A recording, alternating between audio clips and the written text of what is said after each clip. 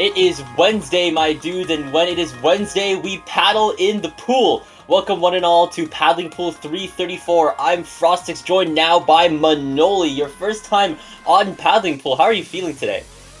Hello everybody, yes, I'm very excited to be here. As you said, it's my first time commentating for you guys, but not just for you guys, but also in English. I never commentated in English before, just in German, so I'm very excited to be here.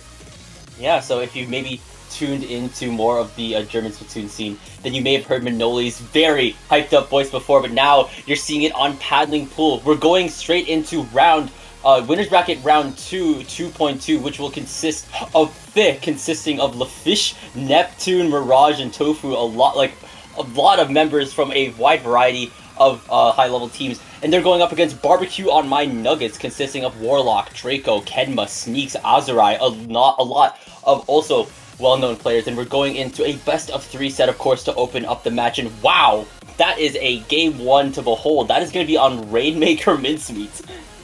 Yes, definitely an interesting map mode combination. There are some familiar faces in this lobby, I've seen them before, so I'm excited to see which weapons we're going to see on this map as we are about to start right now.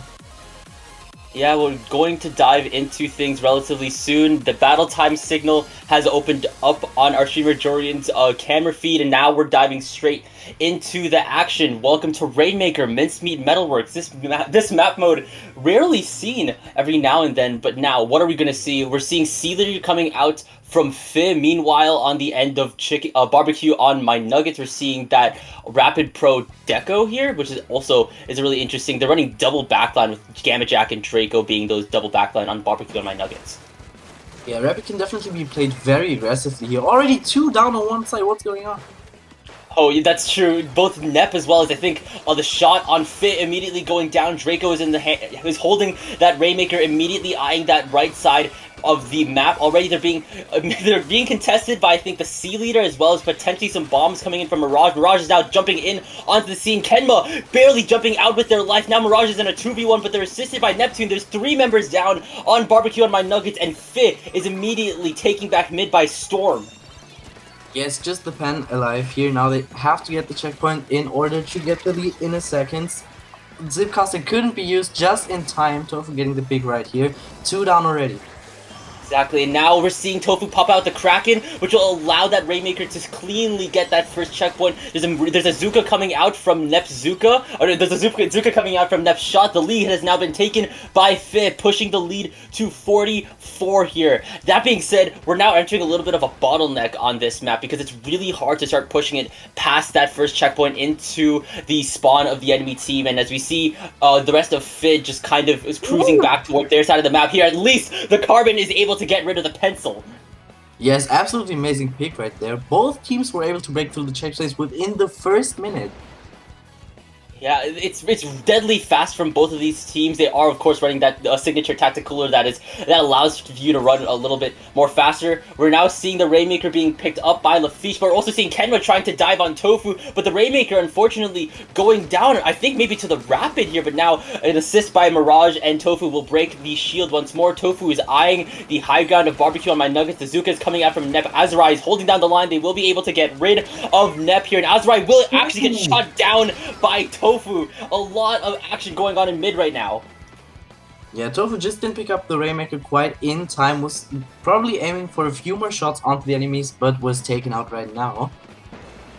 Now we're seeing a lot more of stagnancy here. We're already seeing Azurai go down first here. There's both a Kraken and a Zuka ready on Fi. The Whales come out from Gamma Jack here. Not a lot of displacement going on here. Here the Soda has come out from Barbecue on My Nuggets. The Zuka's come out from Fi. Gamma Jack is in a bit of a pinch. They go down to Mirage here. And now with Nep in the hands of the Rainmaker, LaFiche getting rid of Kenma's flank here. Nep trying to get a move on, but they get splatted by Draco. It was such a good opportunity, but Draco taking out the Rainmaker right here to prevent getting a huge lead right there.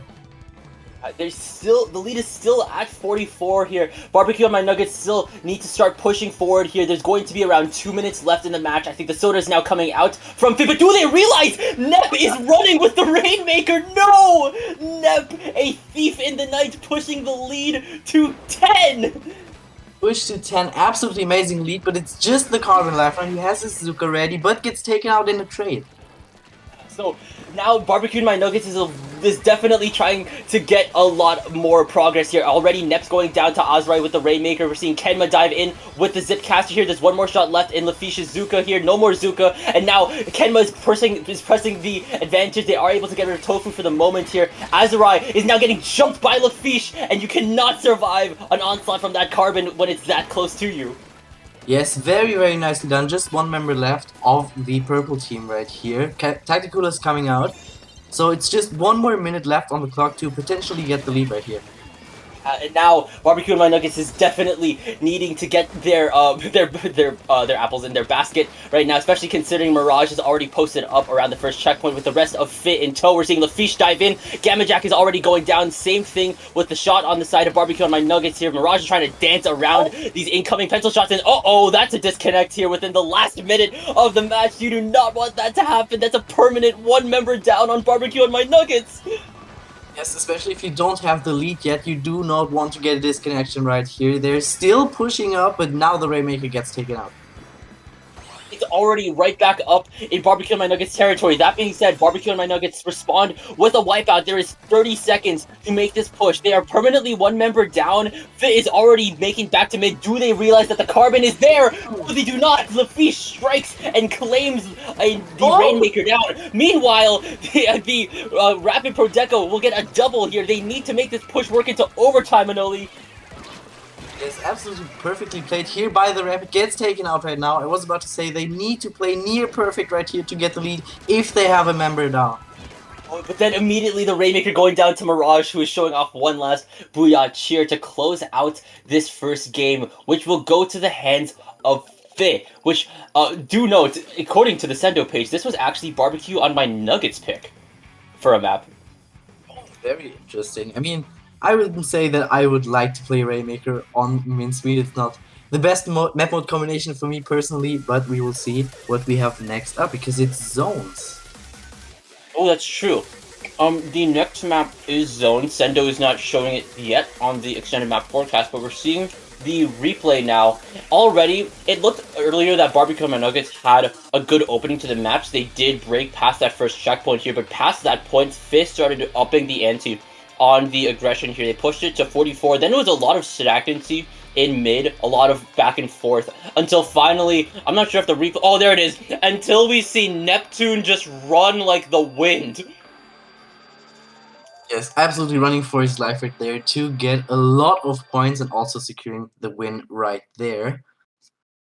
Yeah, and then it practically put Barbecue and My Nuggets in a situation where they needed to knock out in order to win. They needed to break into the single digits, which within their situation, with them having that disconnect and with all of their advances constantly getting checked in mid by Fifth, it seemed a little bit bleak. But they still have at least 2 more games to turn this around here. It is match point for Fifth, so Barbecue on My Nuggets need to win Mako Mart zones if they want to stay in this set.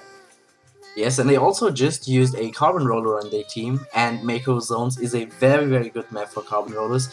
Not maybe necessarily Zones, but Mako in general, so I'm definitely excited to see if the Carbon will be able to have some huge plays right here.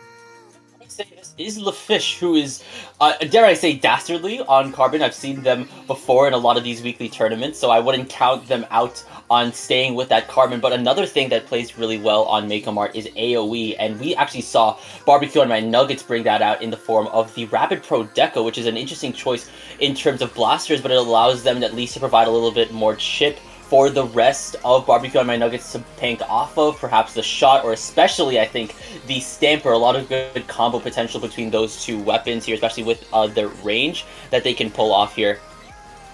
Yeah, I think if they locked out their enemies once, they can definitely work with all the range that they have with the Rapid and the Pen, but I think it can be very difficult to get back in, so maybe they switch out their Rapid for an S-Blast or something? Definitely an S-Blast could also help. It allows that, I'd say it allows the Blaster player to play a little bit more forward, assisting Kenmo whenever they decide to start diving in. It allows them to have that follow-up not only with the Blaster partials, but also with the Burst Bomb that S-Blast has, and we're now back on the enrichment screen. The horses are still in your top left corner, and I think we're just waiting on that person that disconnected to return. Yes, also always a bit difficult when you have disconnection and you don't get your Wi-Fi to work again. So if we have a few more minutes, that's not too bad. Yeah, it surely won't take. Yes, we are waiting for the connection. Thank you, Jorian, who is just holding down the entire fort here. And now, we did see the extended map forecast a couple of moments ago. Here, we probably don't need to see it, but it is the third and final map. If Barbecue and My Nuggets take Mako zones, it will be played on TC Mako. TC Inkblot, Mako. Inkblot, Inkblot, Inkblot, Inkblot, Inkblot. I was about to say that's not Mako here. TC Inkblot's definitely an interesting map to play on. I personally really like to play it myself as well. Oh wait, we were talking about Mako or Inkblot. Sorry. Inkblot, Inkblot. Inkblot. Yes. I will say I definitely do love playing TC Inkblot. It's really like if you can like kind of press that advantage really keenly, it's just kind of a blast to play and just, you know, invading spawn, just residing in bats. A fellow caster of mine, Sasu, said like, you know, you could be the rat in their basement basically and just be an overall threat. This is just coming from someone that plays just a lot of frontline, so. Yeah, definitely. So then, when it comes down to, I think, both of these teams on a map like TC Inkblot, already I do know that I'd say that maybe Barbecue and My Nuggets have a interesting comp going, have like something that could definitely work in their favor. Of course, they have that blaster that's good for at least working around the tower. But they also have something fast to go with with how do I say that? There's like they have that Stamper Kedma who is just good, which is good for say pressing the advantage, occupying bats, being that rat in Fizz basement. But of course, it all still boils down if they can get zones on Mako, like I was saying. Yes, especially on Inkblot, I would say that the Carbon has a very good advantage because it can be played very aggressively, especially with the ledges. So they always have to look out for that and just take him out before they go in. Oh yeah, and then you're also speaking of Fizz comp. They were running that C leader, I think, in the hands of Tofu.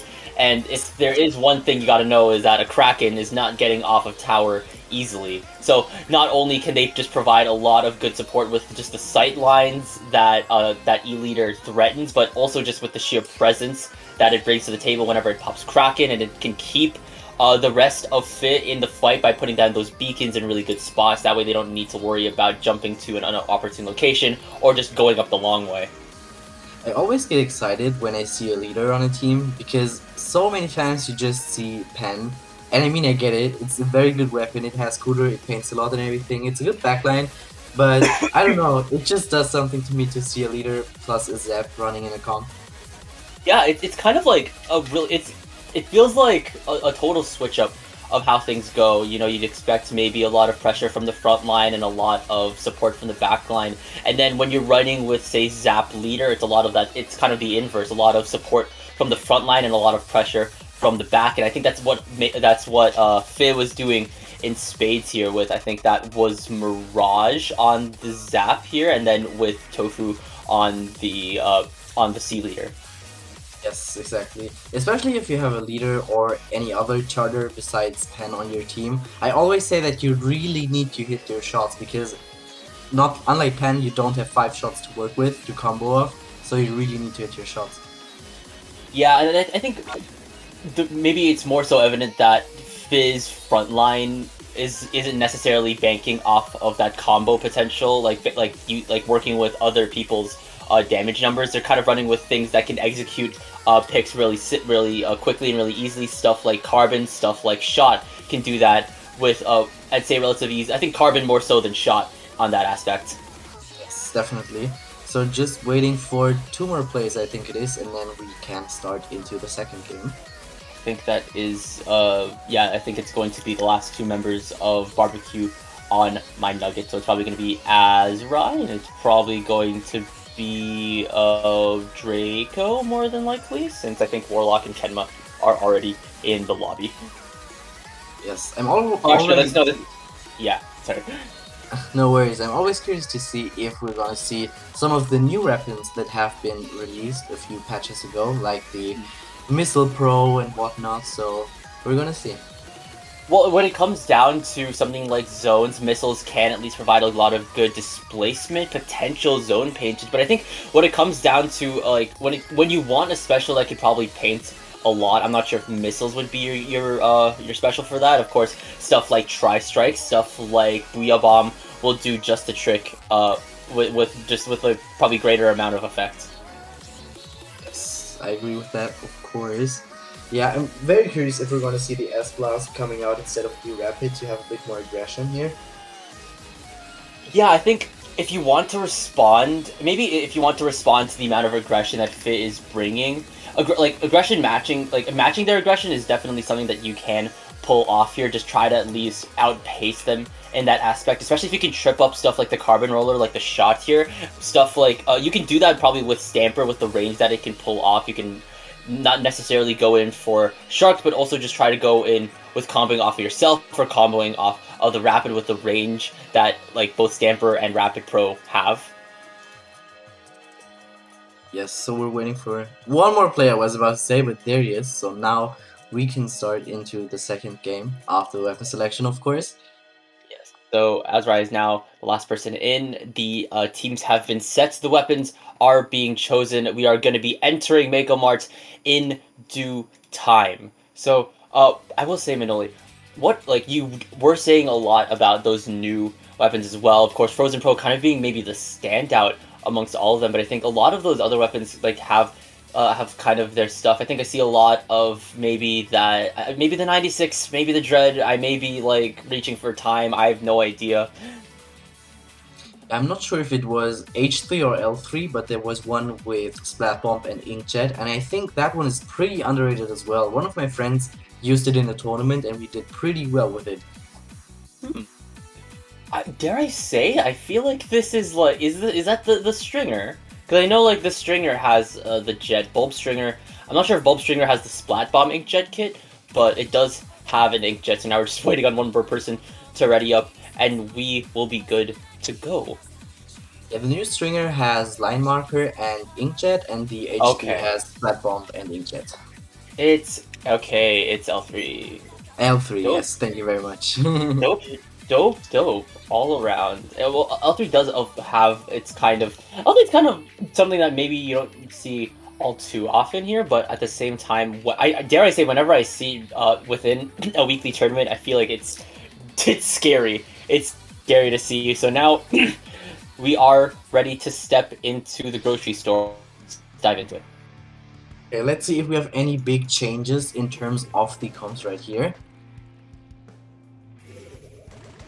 No changes on one side, and yes, we do have some changes. We have the S-Blast coming out, and a machine, okay.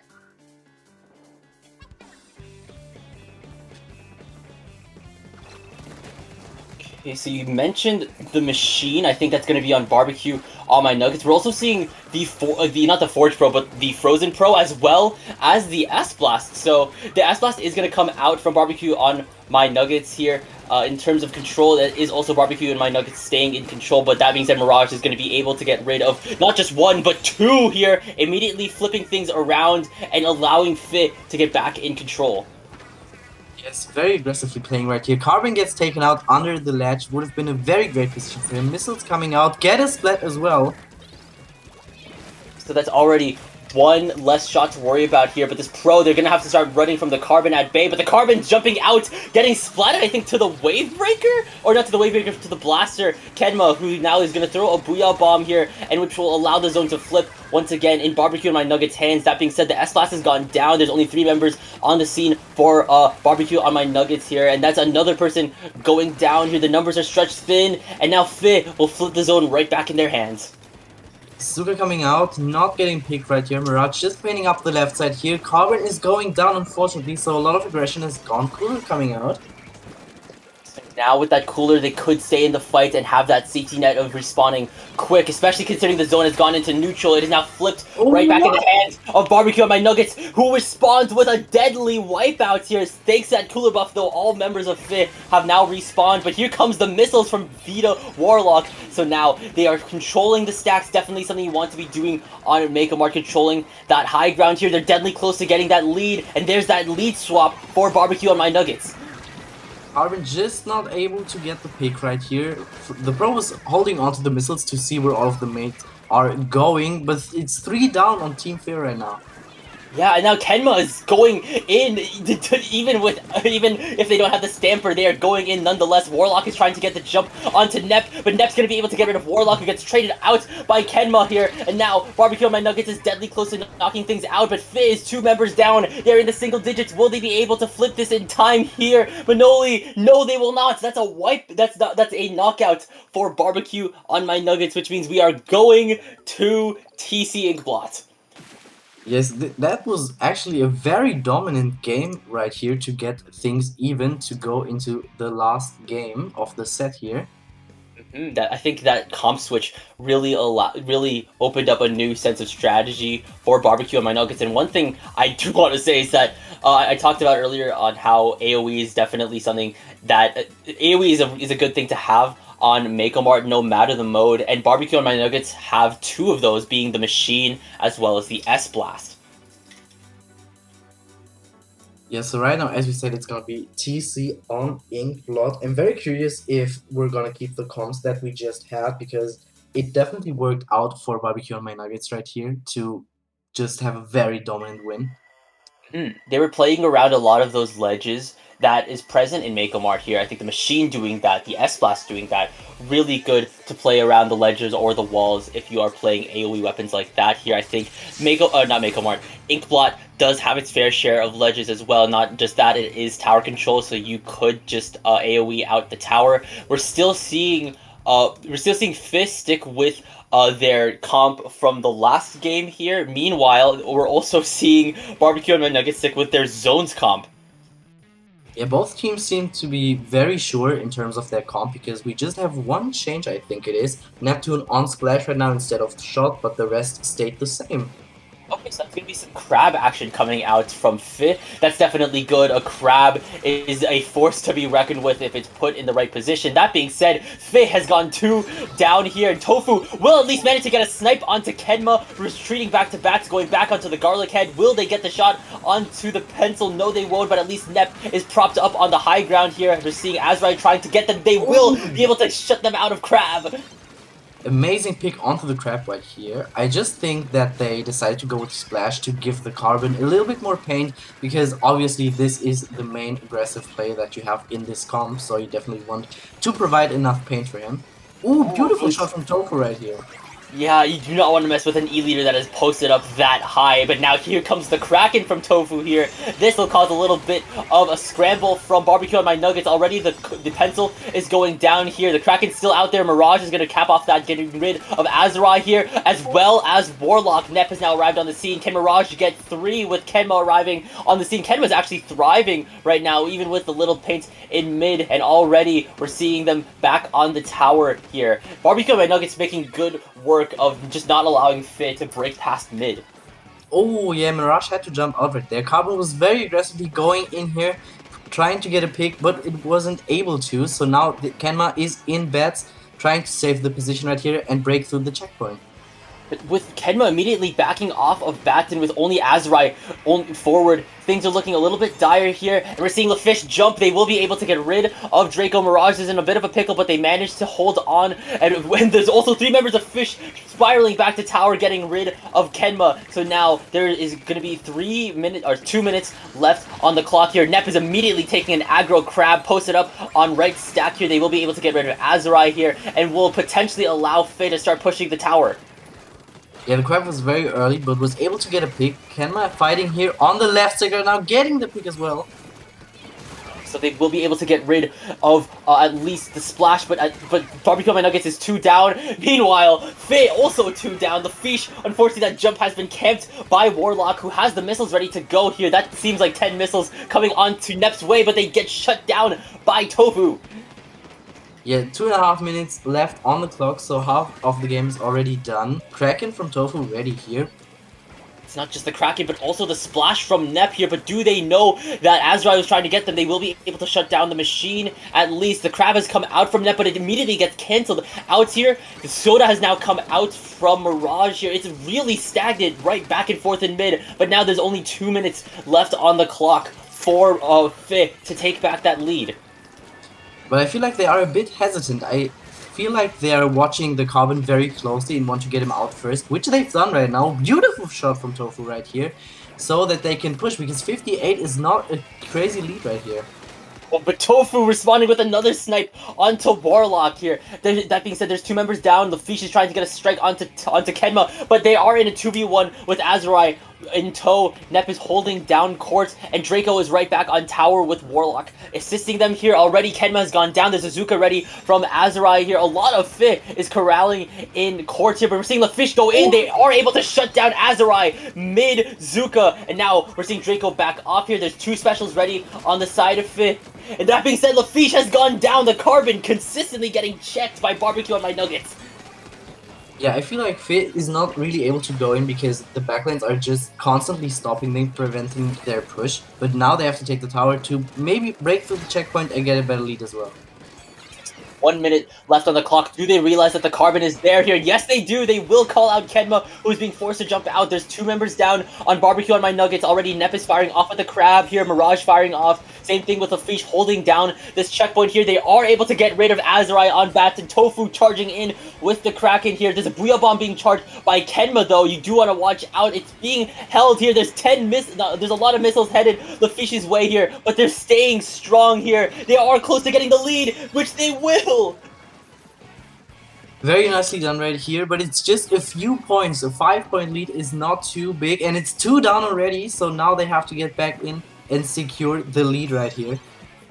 Now Fi is just responding with so much aggression, consistently getting 2 men down here. Lefiche is sharking in a very small puddle. They are jumping here. They will be able to get rid of Kenma, and with a surprise, a turnaround within the last minute of the match here. In the final game, Fi will be moving on in winners brackets here, which means Barbecue and my Nuggets, unfortunately, they're getting dropped down to losers bracket. This isn't the end of their story, though. They're just gonna have to climb up a little bit higher. It was a very interesting game because both teams weren't able to really have a big push, neither at the end or at the start. And I had similar experiences in the past as well, where none of the teams were able to have a big push. But Fit was able to come out on top right here and secure their spot in winners round 3. I think we saw a lot of similar things to how that Rainmaker match went here. For most of that match, it was kind of back and forth around Fizz first checkpoints here. It was constantly Barbecue and my Nuggets going in here, and whenever Fit tries to go in, whether or not that's Mirage or if that's Lefiche, they do get checked out by the members of Barbecue and my Nuggets here, especially I think shout out to Draco as well as Warlock for just constantly being on top of things, checking for the frontline pushes, keeping things in check, but I think he couldn't stabilize fast enough for Fizz's surprise onslaught. Yeah, so we can see it here in the replay again. Kemo was trying to get onto the tower, but the Carbon was taking him out. Here from Mirage, the beautiful double kill as well, but after that they had to back up because it was 2 down. It's a lot of aggression coming out from these shooter players on both sides. It's coming from Kenma or from Nep or from Warlock. It's maybe Shooter City right now. So, like we said, in a 2-1 win, Fit is moving on. They do have their work cut out for them though, because they're going up against C1B AAA, consisting of Bake, Asa, Alo, and Azad. But I don't think that's going to be the one we're watching here. So don't go anywhere. Paddling Pool 334 will be back after a short break with Winners Bracket Round 3.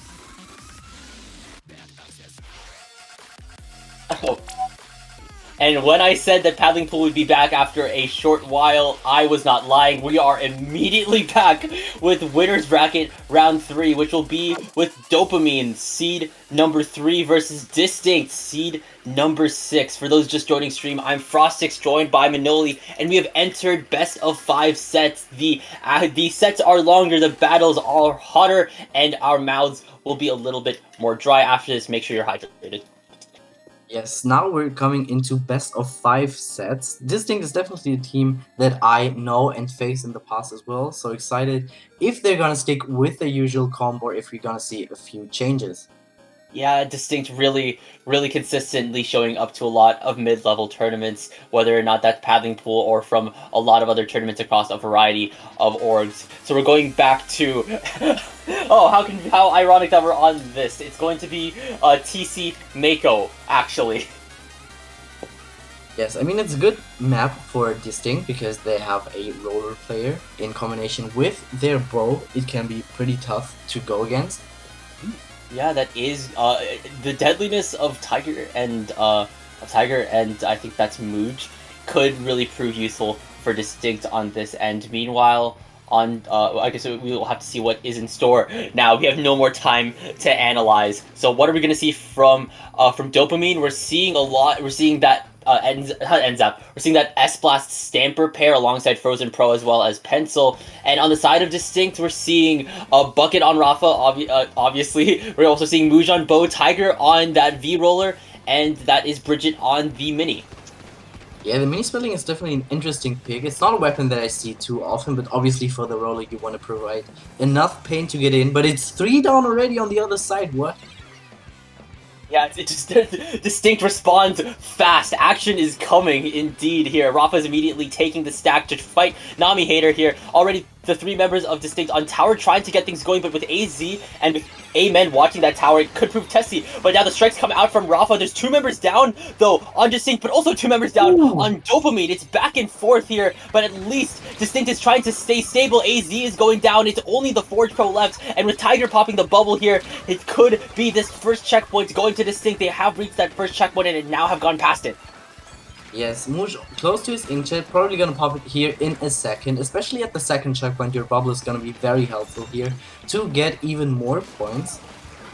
Yeah, definitely. Just allowing you to get that, allowing you just to cruise past further checkpoints. Already Nami Hater going down to Mooj, who is now up in the air, but now Dopamine has some anti-air measures, being the S-Blast, but who immediately gets traded out by Bridget. It's constant back and forth. There's 2 members down on Distinct, but right now, Bridget and Rafa are 2-man band right now, able to stabilize, keep the tower in mid. That Stamp tried to keep Bridget alive. They are! The Mini's still there, and all of Distinct are right back in mid. Absolutely amazing pick onto the Booyah Bomb right here. 2 members down of Dopamine. Tiger probably gonna try to get his bubble set up right here, but gets taken out. Okay, now Distinct is responding with a lot more, or with just the same amount of aggression that they've been pulling. Mooj is he's alone right now in that inkjet here. Dragon is moving in with the Forge Pro right now, but they're immediately getting pressured out by Mooj's bow. AZ is also on the field as well, and now we're seeing Mooj also trying to keep things alive, but with AZ hunting them down, it could prove testy, but with Rafa on the scene, they immediately get neutralized. The tower is right back in mid here. There's still 3 minutes left on the clock here. Dopamine still has a lot of time to get things going, especially with the lead only being set at 62. Yeah, I think Dragon was looking for the landing of the inkjet from Mooj right here in the far left corner, but he wasn't able to figure out that it was actually on the left side, but it's 2 members down on each side right now. Yeah, there is 2 members down on Distinct, which is now going to allow Dopamine to start getting things going. Amen is on tower. AZ is immediately trying to pressure out the ledges with Tiger and Mooj there. Already, Nami Hater's also there. The missiles are coming out from Dragon. The hammer's getting thrown, which will get Amen. The Booyah Bomb, though, is being charged, I think, by the S-Blast here, keeping Dopamine in the space here, but Bridget is going down to a trade by AZ. Meanwhile, Nami Hater is going to be able to get rid of Rafa here, who's going down to a curling bomb from Tiger, who's getting a double, who then is going down to AZ. So much action here! Yes, absolutely great double kill from Tiger right here, but they're still able to push the tower, getting onto the second checkpoint right here. Yeah, they pushed the lead to 44. That's what I was saying. The lead is definitely attainable if you can start getting everything going. And even when there was so much back and forth trading here, Dopamine was the one that won the trade war in the end. So now Distinct has around 1.5 minutes left on the clock to get everything going. And already they're responding with 2 members down here. Dragon's being forced to jump out. That bubble, unfortunately, parked all the way back here. The missiles are coming out from Dragon here already. Will be able to claim both Bridget and Tiger. It's only Rafa and Mooj left here. Bridget's gone down. Rafa is still here. They go down to AZ though. It's only Mooj left on the scene. And with Amen popping the cooler here, they're already fueled to start another push. Yes, and now Distinct lost all of their specials. 2 have been popped and the other 2 members have been taken down. So I think this is going to be a good time to get the even better lead right here in the last minute. Oh, definitely so. If they can push that lead even further, it just won't allow Distinct to get things going in a potential final overtime push. Dragon, unfortunately, getting overwhelmed by Distinct there in a 3v1 here. Navigator's going to be able to get rid of Tiger. They're staying on this tower, but I think they're alone right now. They're just surviving an onslaught from everything Distinct is throwing. Mooj is going to be able to get rid of AZ. They're still in that inkjet, but they get cancelled out by Dragon, who is now shooting onto Rafa with the assistance of Amen here. They need to just keep themselves in mid for the last 30 seconds. Meanwhile, on the end of Distinct, they need to start putting up numbers, and that they are doing here with 2 members, 3 members down here. It's only AZ left. That's a delayed wipe for Distinct here. They need to make this push work now and potentially into overtime. Yes, absolutely beautiful triple kill by Rafa here actually on the bucket. Inkjet and Pablo now ready. Beautifully popped right here. Zipcast gets taken out, and this is the lead switch. And with everything and the kitchen sink being tossed out from Distinct, masterfully woven special rotation within the last 10 seconds of that match, the winner of Game 1 of Winners Bracket Round 3.4 is going to be Distinct. Very, very nicely done here. I was very surprised to see a mini, as I said at the start, which actually got the buff onto the hammer, which has like the larger radius right now to get a kill. Definitely so here, especially considering you see Bridget on maybe some other Splatlings, say Headit, or maybe some like some Nautilus, but seeing them on Mini is definitely a sight to behold, and it allows, I think, Distinct to be a little bit more aggressive in this instance. It doesn't necessarily have to be just Rafa and Tiger, but also Bridget on the offensive here, which I think it was a lot of what made them get that early lead here. Yes, next up we have Clamblitz on Scorch Gorge. It is very beautiful map mode combination in my opinion, and I think this one can also be a very good map for Distinct here with the roller to get in, especially with Bubble. Still reeling after all this special. We see Tiger pop the bubble first to at least allow them to cruise past checkpoint 1 without taking too much damage. Then we're seeing Mooj pop the jet here to pressure out the ledges here, and when the final couple seconds hit, Rafa pops the strikes to say GG and allow them to stay on and take that lead. So definite pops to Distinct, but also props to Dopamine for having a lot of good control within the mid game, constantly keeping Distinct in check here, and they push that lead to 44. Never forget that. So when going into Clamblitz Scorch Gorge, Manoli, what do you feel like is going to come out? I don't know, to be honest, but what I wanted to say is that I really enjoy Distinct having an unconventional comp, because you don't see that many bow players, you don't see that many mini players, and I think just having those weapons that you usually don't face as much are a bit more difficult to go up against, because you just don't know how they play it out. Yeah, I think this is also Distinct's shtick here. They were like, it is what I think that's what maybe I'm getting things wrong. Apologies, Distinct here, but we have no time left to yap, no time left to analyze here. Welcome to Scorch Gorge, Clamblitz. What is in store for us on the side of Dopamine? We're still seeing their comp that they were running on Makomart, and on the side of Distinct, also the same with Bridget sticking on Mini. So no changes. I didn't actually realize that Dopamine has that much range. They have an S plus and Pro, then a sword and a pen, so no close range shooter or anything like that.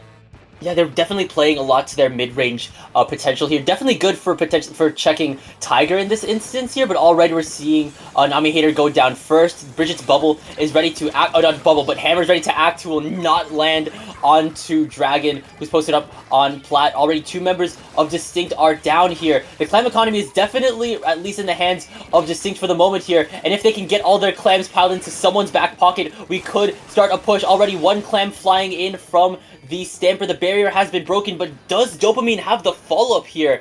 The timer is already half down here. We're seeing AZ pop the Booyah Bomb here. Nami Hater needs to get that basket open, and yes, the basket stays open for the meantime here, pushing the lead to 71. Yeah, 71 is definitely a good start, but it's 2 members down already. Jumps are coming in though, and the basket gets closed. Yes, so that being said, Distinct is now going to have a lot more clams to work with here. Ideally, within clams, you want to get to that 60 threshold. That way, you're not giving the enemy team too much stuff to work off of. But now with 2 members, 3 members down on Distinct, Dopamine is poised to start getting things going fast. Already, 1 power clam has been built by Dragon. Amen has 7. This could potentially be a 2 power clam push if they get everything going. But no! Amen's going down to Mooj's explosives here. No second power clam hitting the basket just yet here. They do push it at least to the 65-point threshold here. They at least get progress on their backs. Yeah, the S-Boss on the side of Dopamine was able to open everything up for their team as they got 2 or 3 picks, I think it was.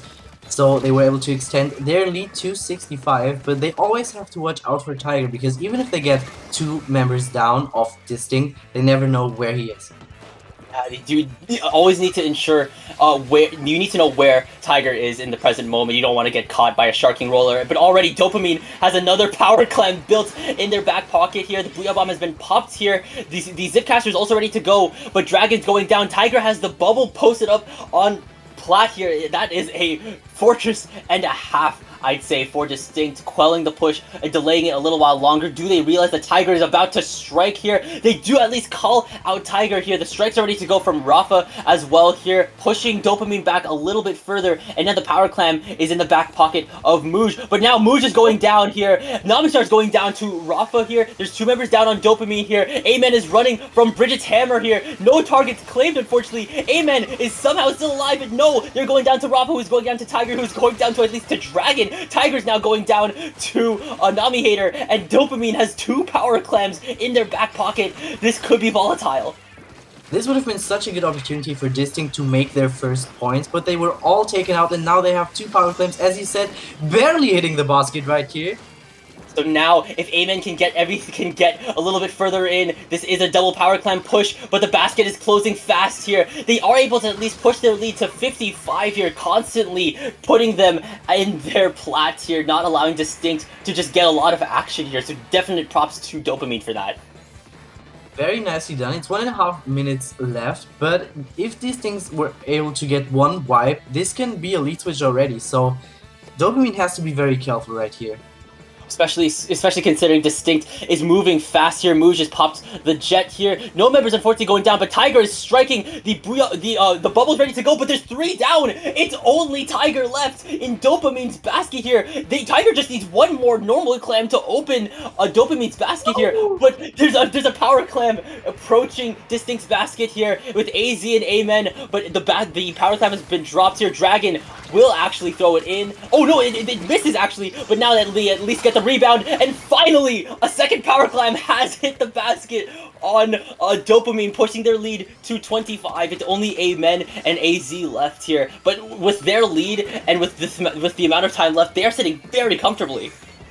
Yes, Amen setting up right here for a defense in the last 30 seconds. Mooj has his inkjet ready. They do need a bit more specials to get in, hopefully, but Rafa already gets taken out.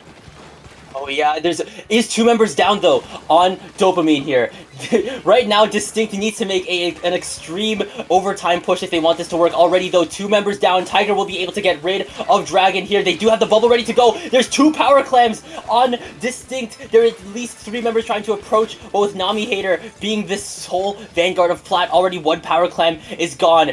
Bridget has gone down. The strikes come out from Rafa. This needs to work in overtime for Distinct. They need to get to 25 if they want to take this. Already though, Mooj has gone down here. Rafa's gone down. Tiger Tiger's trying to move in here. The power clam is still alive and it is in the hands of Bridget. Another clam is being built by Tiger here. Dragon is getting pressured out here, but Nami Hater will be able to get rid of Tiger here, as well as Bridget, and moves with a single charge slash. No! And even with Rafa throwing a power clam within the last seconds of overtime, time has run out, which will allow Dopamine to respond with a win of their own. The set is now tied up.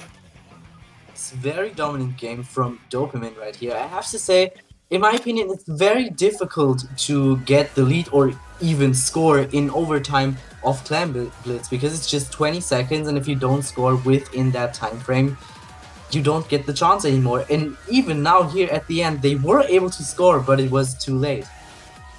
Yeah, time was just running thin for Distinct in that moment here. They didn't have a lot of specials here. Whoa, Bridget was just somehow unnoticed within that replay here. But one thing I do have to say is that Dopamine was constantly keeping their foot on the gas pedal, constantly scoring things in. They just had a lot of really powerful small pushes here, and then finished things off with a really powerful push here, and then they respond with saying, boom, a second power clam has hit the basket which puts their lead, of course, to 25. It's really deep there, and then we're seeing Nami Hater get that double, I think, with the charge slash to end off the game here. So that's game 2 going to Dopamine. We're going on to game 3, which will be on Zone's Hagglefish. Yeah, I do think that Dopamine communicated a bit better here in this second game, because they constantly called out everything. They always knew where Tiger was, and they just worked better together. Oh, definitely. They were just ensuring there's a lot of good coordination that they were doing, especially with Dopamine's comp. They have that Stamper. They have the Stamper, how do I say this? They have the Stamper and S-Blast combo, but also it combos really well with Forge Pro, because that has Burst Bomb as well as missiles to provide more chip. And to tie that all together, they have that Pencil as the backline. So they're really just running a chip bowl. Like, you could say that they're running a chip bowl for their kind of comp, constantly working off of their chip damage here and allowing them to combo off of each other here, whittling them down, breaking them forth. So we have no more time left to analyze Manoli. Let's get into game 3. Yes, let's see if we have any switch-ups in terms of the comps right here. So what is in store on the side of Distinct? On the side of Dopamine, it's the same, and on the side of Distinct, once again, still sticking with their guns. I mean, if it's been working for both of them for the last couple of matches, I would not feel the need to switch. Yes, definitely. I'm pretty excited to see if Tiger decides to take a flank here with his curling bomb, or if he will try to go through mid in a surprising moment to get 1 or 2 picks. Ooh, but with these missiles coming out from Dragon here, I think that potential flank has had a stopper put on it. On the side of specials, though, Dopamine has a Stamper, a Zipcaster ready to go. The hammer has been thrown out by Bridget. The zone has gone into neutral and has immediately been flipped by Dopamine. And meanwhile, Nami Hater will be able to execute down Mooj. No backline right now for Distinct in the moment here. They are still in control of this zone here, but with the Booyah Bomb being charged by AZ, things could definitely change. Tiger tries to strike. They are able to get rid of at least the Stamper here, but now Dopamine is back in control. Beautiful hammer throw right here, actually able to get a pick, so it's just Dragon left, has to back up right now, maybe jumps out right now. Yes, he does, and is able to. Yeah, Dragon barely escaping with their life in the present moment, but Distinct still holding up. They're starting to push forward, especially Rafa, as well as Tiger, as well as Bridget now, who's almost at a hammer. The strikes are ready to go from Rafa. Mooj just can't catch a break. They're going down here, and Dopamine is responding in full force. 2 members down here. Bridget needs to run from this Zipcaster, as now the zone gets flipped by Distinct, or by Dopamine. Beautiful fake from Tiger right here, gets taken out, unfortunately. So now Distinct right back in control. The Booyah Bomb getting tossed into the deep end of zone here, putting it into neutral here. The hammer's getting tossed here. It will claim a double onto both Nami Hater as well as Amen. Rafa's getting caught out by Dragon, who gets caught out by Tiger here. Constant back and forth here, and Distinct is still in control. They're almost out of their penalty points. They can start counting down if they can stay in control, and this is what they are doing now. A lot of times I feel like that the members of this team get taken out when they have some specials ready, and then they're not able to use them properly to get back in, but this time it worked out beautifully. Oh, yeah, it's working out really well here. Like every time I'd say you see Nami Hater pop out the Zipcaster, something will happen here. They're working well to just hunt down the back lines of Distinct. That being said, the Stamper's going down. Moosh has the Inkjet ready to go. Tiger has the bubble, but now Bridget's getting missiled down, and the lead has been swapped by Dopamine, who has been controlling mid for a very long while now. Yes, Mooch might try to set up his Inkjet right here with the strikes in combination to get cap off the zone. S-Plus gets taken out and Distinct actually gets the zone. So now, Mooj, who's up on high, they will be able to get rid of Nami Hater here. And with an assist from Bridget, they are able to get rid of the pencil as well. Do they realize that Dragon is there? No, they don't! And Bridget's going down to the Shark, surprisingly. And now Dragon is potentially going to get one more, but they get shut down by Rafa. And Distinct now taking back the lead here, only by 1 point though. I think it would have been very good if Dragon would have gone back a little bit here to get his missiles, because now they don't have them to get back in, and I think especially against Tyre it's very good to just locate him, call him out, and know where he is. And speaking of the missiles, here they come out now. I think that probably targeted the entire team and definitely allowed to call out that flank from Rafa, and the lead being swapped once again by Distinct here. They've entered the 30 threshold, almost into the 20s here, and with we're seeing an aerial battle right now with Mooj on the Inkjet and AZ on the Zipcaster here. Amen's going down to the Inkjet here. There's 2 members down on both teams, but Dopamine is right back in control. Yes, it's just 1 more minute left, and the lead is not that great. It's just 7-point difference. So if Dopamine could just break out of their penalty points right now, the lead will be there, but Zone is right back into neutral. There's no Stampers here. The Booyah, not the Booyah Bomb, but the Hammer's getting tossed out. Tiger holding down the space with the bubble, getting rid of AZ, as well as Nami Hunter. The missiles are coming out from Dragon though here, and the rest of Distinct is starting to scramble. Dragon is moving in with the advantage, but here comes Mooj with the Inkjet here. Dragon's taking a lot of chip damage here, and they're getting called out as well by, I think, I'm pretty sure the mini here. Zone has gone into neutral here, but Distinct are holding it strong. Yeah, Dragon barely surviving on the grades, and then against Tiger getting the pick, but they need to flip the zone right now because they entered single digits already. So now Dopamine needs to get this lead back potentially into overtime. They need to work with 20 of their penalty points and 38 of their own points. But already we're seeing Dopamine pushed up very aggressively. We're seeing Nami Hunter trying to cheese out the tent here. Another person's being forced to jump out here. Here comes the Zipcaster here, and somehow Nami Hunter is still alive to get shut down. Finally, there's only 10 seconds left in the match here. Distinct needs to mobilize. They need to flip this fast here. The Tiger Bubble comes out here. Mooj is able to get rid of Amen. It's overtime now. Dopamine is getting deadly close to the single digits now. It's only Mooj and Rafa here. AZ's gonna be able to get rid of Mooj, and there it is in overtime. Dopamine is able to take back the lead. Amazing comeback right here. Now at the end, Distinct had 3 specials ready, but they just weren't able to get back in. The mini was cancelled within their hammer. Mooch wasn't able to get much done in his Inkjet, and Tiger died within his bubble. So very unfortunate for Distinct right here, but of course it's still possible to turn the set around. Oh man, that hammer throw from Bridget, man, that's something to see.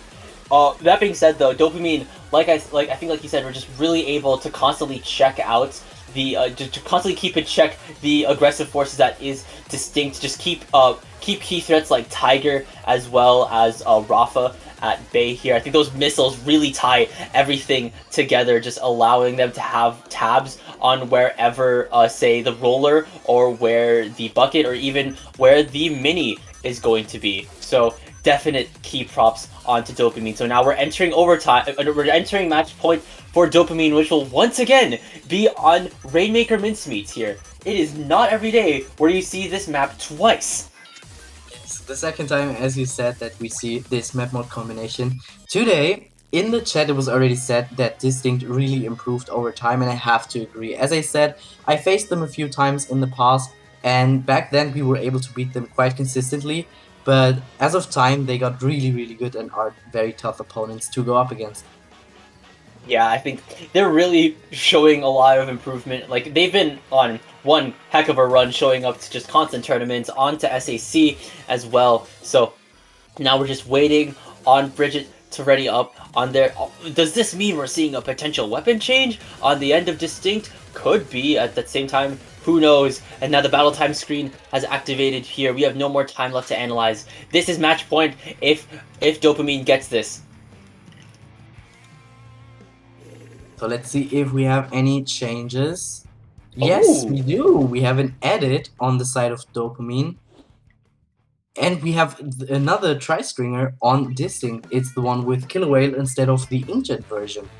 And one more switch up. Dragon is on Crab Pro here. So we're seeing a little bit, a lot more difference from Dopamine, I'd say, on this end here. No more missiles here. Already AC going down. The Soda is going to come out, though, from Amen, who is now unheaded here. Bridget's trying to claim the grades for themselves, but with the Crab being popped out by Dragon, things are proving a little bit testy. And I think that Crab, definitely a really solid switch up. Just being a really, really intimidating force here. Wow. Absolutely amazing pick onto the Zipcaster right here from the hammer from Bridget, and now with the burst bomb, Push was able to be stopped right here. Oh, beautiful combo from the sword. And now behavior just allowing Dopamine to stay and allowing them to get that first checkpoint here. They immediately get shut down though by Rafa here, and Rafa's already starting to pop that bubble with the assistance of Mooj. They have not gotten to that first checkpoint just yet, but right now Distinct needs to start getting rid of those members of Dopamine that are deadly close, like AZ especially is considering they're right up on their doorstep charging a Booyah Bomb right then and there. Mooj has gone down and the Rainmaker has been reset, but the strikes come out from Rafa here, and the bubble has immediately popped by Dopamine. Yeah, they could potentially go in now with the Crab from Dragon. Here decides not to pick the Rainmaker. Hammer's coming out, gets one pick, maybe on the Crab as well, gets shredded. So there's no Crab left for Dragon here, and now Dragon's immediately getting pressured out in a 3v1. Amen as well as AZ are being forced to back off a bit here. I think the Rainmaker is finally going to get picked up by Mooj if they can start getting things in order. Yes, they are able to get rid of AZ, but Amen's in a really solid position right now, raining down cover fire for Dopamine. But here comes the bubble from Tiger. There's 2 members down on Dopamine here, and now the lead has been lost. The checkpoint has been broken. It's a beautiful bubble. Hammer wasn't quite able to get the pick right here, but now in combination with the Ink Strikes, they could maybe get a huge lead right here. Exactly, definitely so. Now Mooj is starting to get their move on here. They are in the hands of the Rainmaker, but right now Dopamine's in a really solid position, especially with this Crab coming out from Dragon. Mooj needs to run and run stat. They're running from these bullets, but it won't stop the Rainmaker going down. That being said, it's only Dragon left here, and even with the rest of Dopamine respawning here, Distinct is pushing right back up. Yes. Distinct trying to get a few more points here, barely able to get 5 more points on the board, but Mooj also gets taken out for a while. Alright, so now they are able to push the lead up to 39 here. Already Amen is trying to get their move on, assisted by Dragon. AZ is in the back with the Booyah Bomb, tossing it to their Dragon has the Crab here, already trying to pave a way for Dopamine, but here comes a Hail Mary hammer toss by Bridget. Beautifully done to prevent Dopamine from getting the checkpoint here. It's 2 members down. Dragon has to back up here. Alright, so now we're seeing Distinct pop out the defense, holding it strong here. And now Rafa will call out Dragon's flank. There is 2 down, only AZ as well as Amen here. And now Distinct is has the Rainmaker once more. AZ is just lying in wait here. I think the Soda is also coming out from Amen. I think Distinct is just trying to scope out on where all the threats are. Tiger to stay alive in their bubble, getting rid of 2 as well. And I think we're starting to see the pavement starting to come out for Distinct. Yes, Mooj barely doesn't get taken out from the Crab this time right here, but also not able to get more points on the board, but it's 3 members down right now. Oh, now Mooj is trying to get more points on the board. They are going to push the score up to 18. It's only Rafa and Bridget left here, and Rafa's being forced to jump out here. That being said, the damage has been dealt by Distinct. Practically, Dopamine needs to get a knockout necessarily here, but now Bridget's going down. The Booyah Bomb as well as the Crab are ready to go from Dopamine. That's a deadly special combo, but do they realize that Tiger is there? No, they don't. Tiger pounces and they get the Stamper. Yes, Tiger patiently waiting right here, able to get the pick. It's just 1 more minute left, and Dopamine still needs to break through the checkpoint. Exactly. There's going to be around 45 seconds left for Dopamine to get things going. They do have the Booyah Bomb. The Crab has already been popped here. They're doing this simply to get out of mid right now. The Booyah Bomb's ready to go from AZ. The Stamper has the Zipcaster and it's going to get popped, but here comes the strikes from Rafa, able to get rid of AZ here. And the Rainmaker still has not been picked up here, and AZ has gone down. It's only Dragon and Amen left. AZ is right back into the fray, but Rafa and Bridget are starting to push up here. Yeah, both teams very patient with picking up the Rainmaker. Of course, you do want to wait a little bit to keep your main weapon, your sub weapon, and also your special, of course. So if you're close to your special weapon, you do want to wait a little bit longer. But now they have to pick it up, and it's just 2 more members of Dopamine. Only AC and Amen left. They're already pretty scattered, but now the rest of Dopamine have rallied to Amen's position here. The Crab has come out from Dragon, but Tiger has popped the bubble here. They're trying to immediately shred this out. AZ has gone down, but here comes the strikes from Rafa here. Rafa's gone down here. The Rainmaker is still trying to move up. Nami Hater's going down here. They are able to get to that first checkpoint, but Amen has gone down. The jumps are being rallied to the bubble's position here, but the bubble will claim a jump, and with Mooj snatching the Rainmaker in the final couple seconds here. Distinct are not going down without a fight. We are going to Game 5, chat. Once again, it is tower control on Inkblot. What I want to say, when you get the checkpoint, of course, you're a very easy target when you have those delayed frames, I'd say, to break through the checkpoint. And Mooj was able to get the pick, and with the bow, of course, especially if you have Object Shredder, you are able to shred the Rainmaker shield very, very fast. The Stringer class just has very solid object damage here, and it just allowed them to just kind of cover the last checkpoint area in that orange paint, allowing the jumps to be immediately contested, and they got that lead right within overtime before things could get volatile here. So we are now going to our last game in the set. This is the tiebreaker, which will be on TC Inkblot, but yeah, it will be on TC Inkblot. Yeah, so far the teams have been sticking to the comps that they were running. I mean, some matches have been very dominant, but for example, the Hagglefish game was very, very close, and I don't think that the teams want to make any changes right here if they feel so confident on their weapons. Definitely so, I'd say. But at the same time, I'd argue that Dopamine's comp that they brought up for Rainmaker, it would be really nice to have on tower. That Crab already really solid, but at the same time, Dopamine does have that chip bowl, like I was saying, and having the Frozen Pro there, having the missiles and the burst bomb to work off of the Stamper as well as the S-Blast is a very nice thing to have. Same thing with the pencil here. Yeah, I do think what helped Dopamine are the missiles as well, because they weren't to locate Tiger as much in this Rainmaker game right here, so they might change back to it.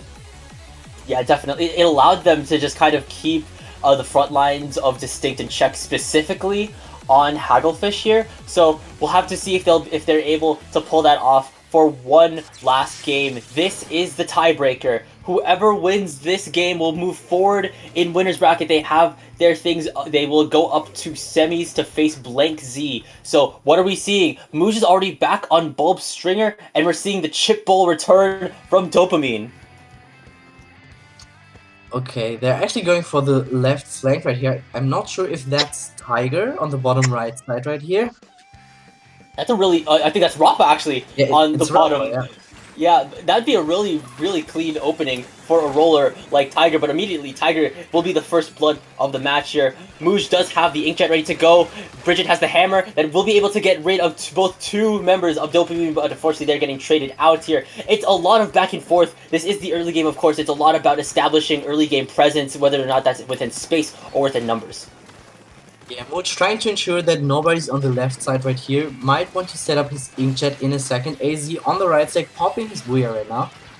Yeah, so we're potentially going to see Dopamine starting to push the tower already up. AZ is moving in. Do they realize that they're being contested by Bridget? No, they won't here. And whoa, Thermalink. Is that Thermalink on one of the members of Dopamine? I think it's Haunt on Rafa actually, because he played Haunt in the last few matches as well, so it could be that. Oh. That's really interesting. I think that probably allows Distinct to at least get a little bit more information out of there, and especially considering their comp doesn't have a lot of things that can work a lot with information. But now we're seeing Distinct get that lead swap. They're already right past the first checkpoint here, but they're immediately met with a lot of pressure from Dopamine. Yes, Mooch popping his inkjet right here. AZ has to jump out, maybe get the pick onto the pen right here. No, not quite able to. Not just yet, they do still have that lead, but with Rafa going down first, and with Muj in a pickle, already Dopamine has a lot more space going for them. There's 2 members down, both Bridget and Rafa. Also, Dragon has gone down. That's no pro and no missiles for the moment on Dopamine, but the lead has now been taken by Dopamine. We're seeing the Booyah Bomb being charged by AZ. The rest of Dopamine is just lying on stacks in the moment here. Dragon is unfortunately going down as well, and Distinct is starting to move up, especially with them getting the pick onto the Stamper. Yeah, this team could maybe actually move up to the bats area right now because they took 3 members down of Dopamine, I think. Tiger was trying to popping his bubble but was taken out. Yeah, so not just Tiger, but Rafa going down on the tower as well here. We're seeing Bridget pop the hammer, trying to perform some anti-air measures here. Also trying to scope out any sharks in mid here. They are able to connect the hammer onto Amen. So that's 2 members down on Dopamine, and Bridget is just contesting Nami Hater in their court. But the missiles come out in spades, able to get rid of Tiger right now. But Rafa pops the strikes to potentially pave their way forward here. Rafa's going down. It's only Muj and Bridget. The lead has been taken, but only by 1 point, and Bridget providing the jump, and Bridget's going down, and there's 3 members down. It's only Rafa left. Yes, this is a very good opportunity for Dopamine right here to get the lead back once again. Now it is definitely possible, especially they have that the zip cast ready to go, and with 2 members down, here comes the missiles and the zip, as well as the Booyah Bomb. They're throwing everything in the kitchen sink at Dopamine spawn right now. The lead has been pushed to 60. Tiger is striking, but they do go down to a direct from AZ, and all members of Distinct are currently posted up on bats right now. They're entering court to flush out Dopamine. They need to get this lead back now that there is only 2 minutes left on the clock. Beautiful pick onto Bridget right here. Rafa also gets taken out, and they might actually get a few more points right here. 55 is not the biggest lead, just with 1.5 minutes left on the clock. But with Dopamine just already right back onto that tower and right back poised in, things could change. It's only Rafa left here. Nami Hater's going in with the Zipcaster. They get traded out right now. There is only 1 member down on Dopamine. The missiles and the Booyah Bomb come out. They are now past checkpoint 3, cruising past the Garlic Hat here already. Nami Hater is going in. They are able to get rid of Rafa. The Booyah Bomb's coming out from AZ here. And now Dopamine is at the 3rd and final checkpoint here. Amen has gone down. AZ is the last one on tower. The bubble's being popped by Tiger here. AZ's gone down. Nami Hater is the last one left here. They will be going down finally to Bridget here. Now, Distinct have a very steep hill to climb with 40 seconds left on the clock. Yeah, but they keep jumping into the bats area. Nami tried to get a few more points here on the tower, making it all the way to 10, but it's just 35 seconds left right now. Yeah, they only have 30 seconds left on the clock, and already Nami Hater is sharking in the back corner. Do they realize the Stamper's there? Yes, they do here. But now Nami Hater will jump back onto the tower. They will be able to jump Bridget here. They will be able to probably get Muj on the recall as well. They will be able to get the Inkjet finally here, but now Tiger is on the scene. There's 10 seconds left on the clock. Things are looking very dire for Distinct. They need to make this push practically to the end of the map, working overtime. I was about to say, Nami is trying to get his Zipcaster, but he actually gets on tower. What? Even with the bubble and with the threat of a hammer from Bridget, Nami Hater will be able to stay on the tower for the last final push in overtime. So, in a very decisive 3-2 game, Dopamine will not allow an upset this time from Distinct. They will be going up against Blank Z in winner's bracket semis. I can't believe how Nami lived that at the end right here. How can you survive against a bubble, a roller, and a hammer going up against you? The odds kind of felt stacked against them, but like at the same time, dare I say, swords have survivability in their genes. It's kind of nuts. Here, but at the same time, Dopamine really, once again, in a similar vein to how they were playing on Clams, they did not let go of the gas pedal here. They were constantly trying to keep the tower within Distinct's ball courts here, constantly not allowing them to break past mid. And once they especially got to court here, they were not allowing them to get past, and boom, there it is. The second power clam has hit the basket, even though it isn't even Clam Blitz anymore. So, wow, what a set. What a set, Manoli. Here at the end we were able to see it again. The hammer actually got stuck on one side of the tower, so he wasn't able to take out Nami, and he was able to get onto the tower. So, I think you can probably tell this right now, but I'm having my my mid-set snack. So, probably good to call for a break right now. So, don't go anywhere. Paddling Pool 334 will be back in a bit with Winners Bracket Semis, which will be Blank Z and the return of Dopamine. See you then.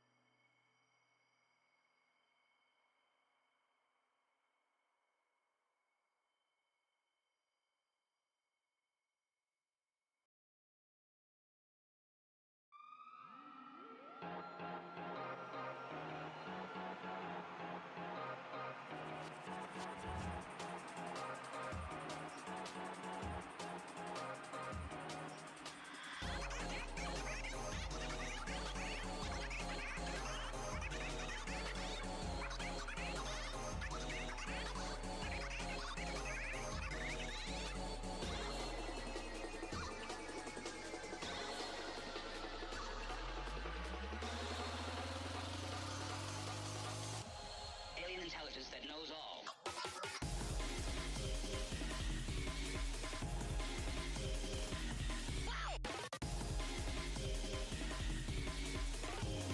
Okay, so I know we just said that that we were going to see distinct, not distinct, but Dopamine and Blank Z in the next set, but someone from Dopamine had to order pizza, So I think that set's kind of like a little bit benched at the moment. So we're dipping into losers bracket. We're seeing the return of Distinct, and they're going up against Ink Souls Maria here. So this is going to be on this is on Humpback Pump Track. I think this is Rainmaker. Yes, this is. And I'm actually very excited to see the new mini coming out here with the Inkzuka and the beacons on the side of Distinct. Oh, that is true. That is, yeah, that's the Viper Mini in the hands of Bridget here, I think. And also, Mooj is on V-Stringer here, so that's going to have some whale action already. The Crab has come out from the splash on Inksoul's Maria already. Magi is going down to Tiger, but Nathendo's moving in as well with this Hydra Splatling assisted by Yoshi's. But they're going down to Bridget's Zuka here. Already, just a big skirmish in mid. Yes, 2 down on both sides. Mooch not just taking the Rainmaker right here, Whoa. getting a beautiful double kill right here. What? And that's only with their bow and bow alone. A marksman indeed. And now Mooj is going to be able to get that slam, allowing them to get that first checkpoint. Already Rafa is already right pushed up to Inksoul's Maria's territory. They do have a Crab ready to go here, and considering how tight the bottom B choke point is here past the first checkpoint here, if that Crab or even the stamp can come out, this could immediately put a stop to whatever Distinct is going to try to do. Yes, Bridget might try to assist with the Zuka right here, but gets taken down, the Rainmaker at least. Bridget barely staying alive. Hammer coming out here from Magi. Yeah, so Magi is going to be able to throw the hammer, giving Bridget a taste of their own medicine in that aspect. So now Inksoul's Maria is starting to move up. Magi's moving in. They are trying to contest Tiger's bubble, but you don't contest Tiger in their own domain. The Tiger's going down in a trade with Yoshi's, who's going down, I think, to Rafa here. Bridget's moving up. They are able to get rid of the Dynamo, and it's only Nathendo as well as 96 Magi left here. The Luna is moving in. They are able to get rid of both Mooj and Bridget here, and Rafa. Now there's 3 members down. It's only Tiger left here, but right now Tiger is a one-man army able to get a quad. Oh my god, I was about to say, do they know about Tiger? I thought that they saw him, but apparently they didn't, and he was able to get a quad within one swing. Absolute cinema right here. Insane work from Tiger in this aspect. That being said, Inksoul's Maria can retaliate quickly with this Crab, with the Rainmaker resetting as well, but also Distinct has the Zuka as well as the Whale ready to go. Yoshi's will pop the Crab, getting rid of Rafa for the moment here. They're already trying to contest Bridget from firing off with their Zuka. All 3 shots down here, and Magi's moving in with the hammer here. They are able to get rid of both Bridget, as well, and the Booyah Bombs coming out from Nathendo, able to get rid of Tiger here. A lot of numbers advantage going towards Inksoul's Maria at the moment, but it's only Nathendo who immediately goes down, and Magi. I have to say, I really appreciate the gameplay of Distinct. They do it so beautifully. 2 of them get taken down, but they stay strong and take down all of the other enemies, getting back in mid here again.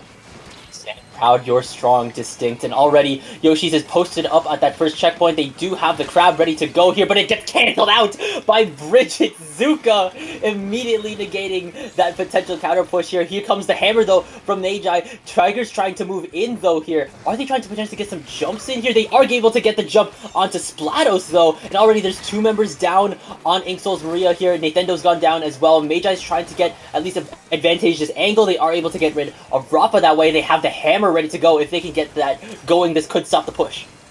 Yeah, it seems like Tiger's trying to get his bubble right now, and he just got it, so he can set it up right now to get a few more points here on the board for this thing.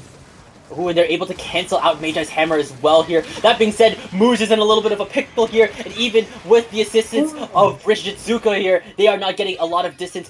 What the Rafa? Do they know that Rafa was flanking this entire time? Look your behinds, and yes, they are able to call out Rafa thanks to Splatos on the Dynamo.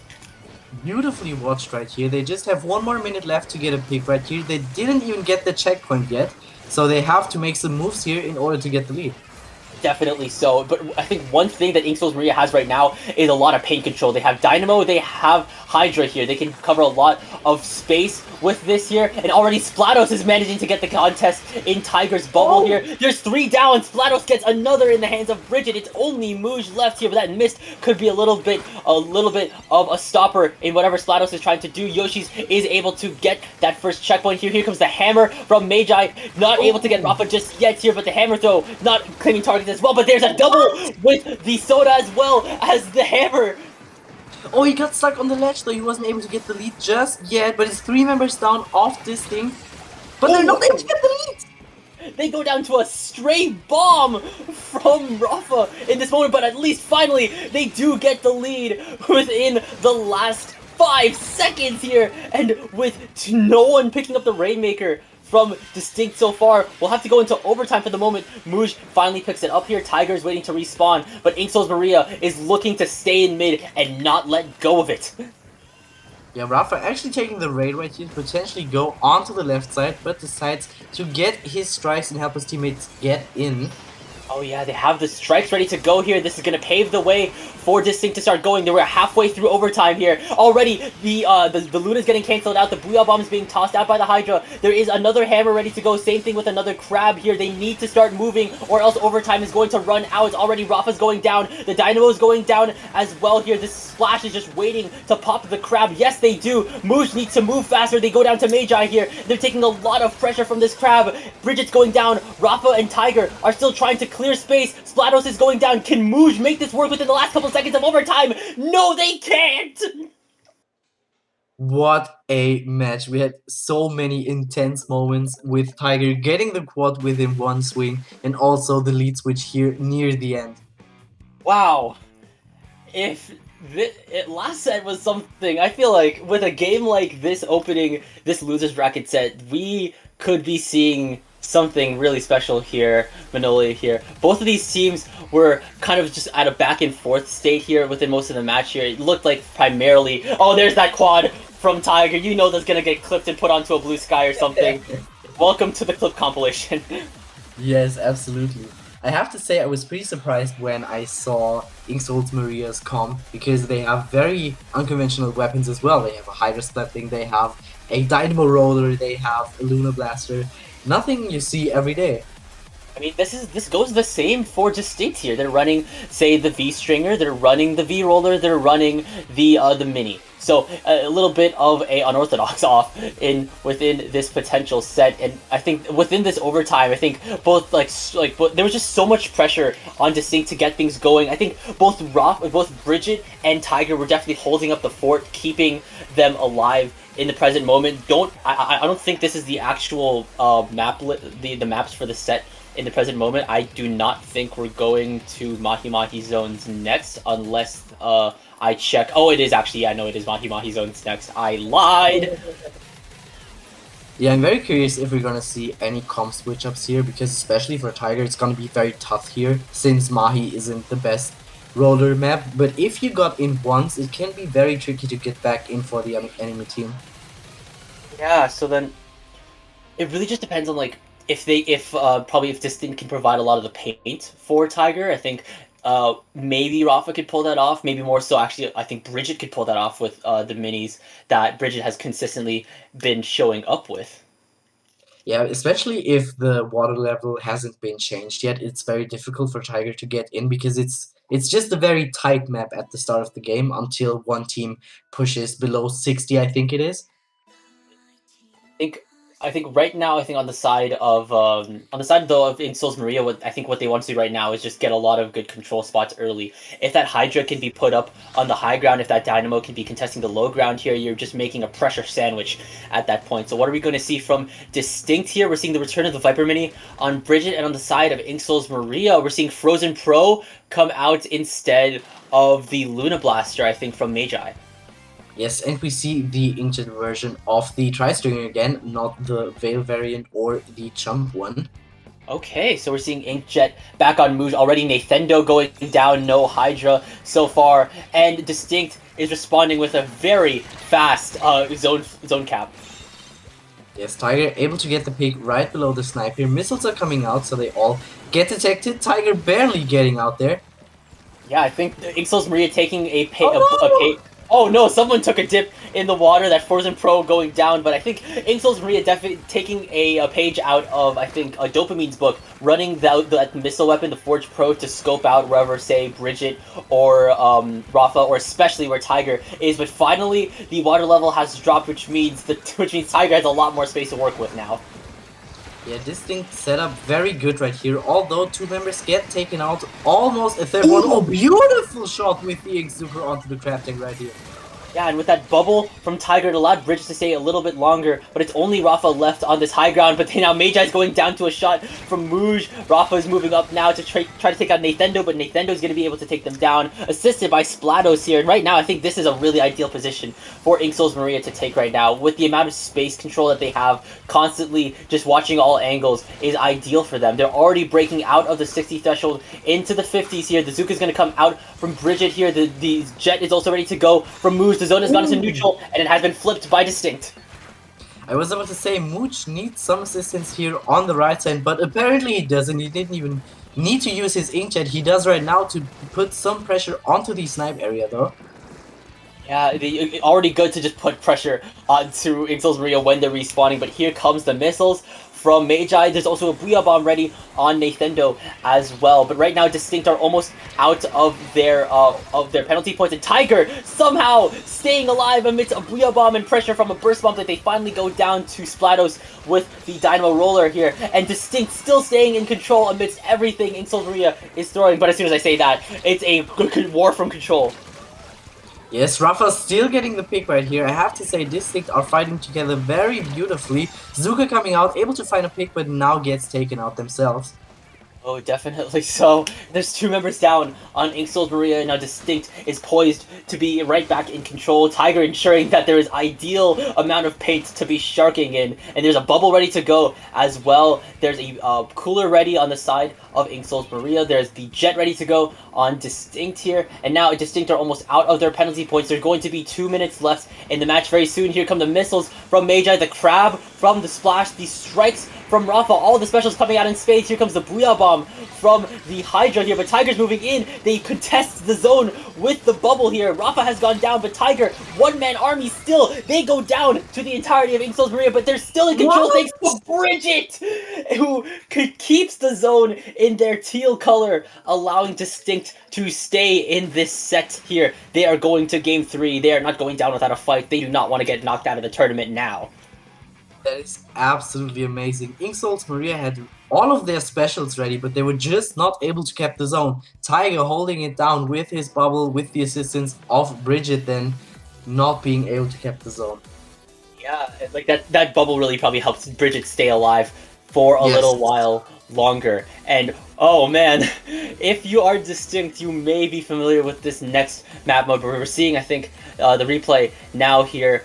I think you were saying a lot in the early game that, not in the early game, I think, like, yeah, in the early game within zones, it probably would have been a little bit hard for Tiger to work in here, but I think Tiger also just made the most out of all of it. That bubble, unfortunately, did actually go down, but the score was just set far too low for Inksoul's Maria to come back from that. Yes, so I'm not sure which map we actually have next up. It's once TC again... Inkblood. Yeah, once TC again, Inkblood. TC Inkblood, okay. For the third time today. And this is, like, Distinct just finished, just like are hot off the presses of losing on TC Inkblot. So maybe this time around, they'll say, I understand it now, learn from their mistakes, try to be a little bit more aggressive like what Dopamine did on their end, constantly keeping that tower within Inksoul's Maria's ball court. So hopefully they will be able to get redemption this time on this map. Almost all the members are ready, just waiting on Mooch from Distinct. He's probably deciding which tri-string he wants to pick, if it's gonna be the one with Inkjet or the Killer Whale again. Yeah, that's definitely interesting. I think having the whale could be good for, say, scoping out if, I guess imagine your scenario if Magi goes back onto Luna. Good for probably isolating them, but also Inkjet just consistently good at providing some more aggression for Distinct in that matter, which probably puts a little bit less of a weight on, say, Bridget or especially Tiger. So now, no more time left to yap. This is the tiebreaker. Whoever loses this is knocked out of the paddling pool. Okay, so we don't see any changes on the side of Distinct, and I don't think we see any changes on the side of Inksoul's Maria either. Actually, I think Magi is now back on Luna, switching from Frozen Oh Pro yeah. to Luna, and Mooj is on Bulb Stringer, so that's going to be the Inkjet variant. And already, Splatos is going down. Same thing with Rafa, though. Rafa has, like, did the left side tree opening again here, and it also went down the same way. Yes, it's very even right now. Tiger popping his ball, but gets taken out.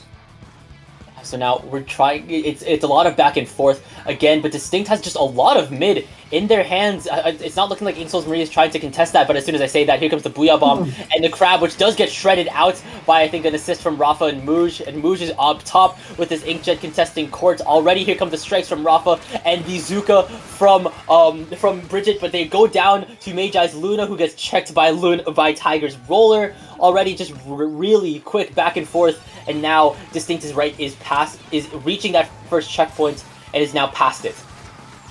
Yes, first checkpoint broken through. Magi getting the pick onto Tiger with the hammer right here. It's 2 members down on the side of Distinct, but the hammer gets taken out here by Bridget. Do they realize that Bridget is still there? Bridget can get a really, really sneaky jump onto Nintendo, and they do that with the Zuka! They never knew that the Mini was here the whole time! And now Rafa is moving up towards Bats here, assisted by Tiger, and you do not want to let the Tiger lose. And Bridget's also trying to get their eye on Bats as well. Here come the strikes, allowing Bridget to move in here. I think someone's trying to move in on the sides of Inksoul Maria. I think it's probably the Luna. Yeah, Magi is already posted right back up. Same thing with Splatos, but they go down, and already Distinct past that second checkpoint, approaching the third, but with a torrent of ink from Nintendo, they are able to get rid of 2 on tower. Yeah, Big Bubbler, especially in tower control, very, very strong, always making sure to give you some extra points, pushing all the way to 22. Yeah, and that's a really, really solid lead, especially like with only 3 minutes left in the match, which puts Inksoul Maria in kind of a pickle right now, because they need to put a lot of distance on the board, and maybe fast, that way they don't end up staggering. Nintendo has also been staying on the same Hydra for the entirety of this set, but maybe the one with Bubble that just came out could have been a good choice here as well. Could have also helped, but at the same time, that Booyah Bomb, really good for displacement on that tower. It's just good for flushing people out of spaces as well. And speaking of flushing people out, here come the strikes, as well as the Zuka from Distinct here, and as well as the Inkjet from Mooj, able to get rid of Magi. And now Distinct is pushing that tower once more, seeing Bridget trying to get the jump onto Yoshi's. Yes, they are, and Tiger's moving into Bats here. Rafa's unfortunately going down here, but right now, a lot of what court is belonging to Distinct at the moment, and Tiger is just uncontested in Bats in the current moment. Yeah, Tiger not decided yet where he wants to go, but they have a very, very good setup. Mooch has to back up a little bit to not get taken out here by this Booyah Bomb. Yeah, these 2 members down though. It's only Bridget and Tiger, but Tiger is in a one-man army situation once again with the bubble, and they get shredded out. Tiger's going down, Rafa's going down. Bridget is taking things a little bit slow, and now that 2 members have gone down, definitely understandable. But they do at least push the lead further to the 10s in 18. Squeezing in 4 extra points right here, but it's just 1.5 more minutes left. So Inksoul Maria has to put up a good fight here in order to break through the first 2 checkpoints and get the lead. Yeah, there's only going to be 1 minute left for Inksoul Maria to take this here. There is 2 members down though on Distinct here. They are now approaching that first checkpoint. Splatos is moving in, but they get shut down by Bridget's Zuka. Tiger's also trying to contest the tower right now, and we're seeing Rafa enter the scene as well. The tower has been lost. It's cruising right back to mid. There's 1 minute left on the clock now for Inksoul Maria. Especially here in tower control on Inkbot, you have that little block on the left side in order to get onto the plat. But I think the only weapon that can really benefit from this on this side of Inksoul Maria is the Luna Blaster, which just got taken out. Oh yeah, definitely ensuring that Distinct is getting rid of those priority targets. But right now, speaking of priority targets, there's 2 members down on Distinct here. But Tiger has posted the bubble up once again, getting rid of Splatos here. Rafa is coming in with the assist here. Tiger's managing to put a stopper on the tower for a little while longer here. Rafa's going to be able to get rid of Magi. Here comes the Booyah Bomb though from Nintendo here. And now Inksoul Maria is approaching court, but now Splatos is down. We're seeing some haunts thanks to Rafa knowing where the Hydra is now. They're consistently going 2 members down. It is overtime. The strikes are ready from Rafa, and I think they're just waiting to pop those. Yes, Rafa patiently waiting right here just to make sure to get the win secured here with the tri-spikes. Tiger tries to go on tower, not able to though.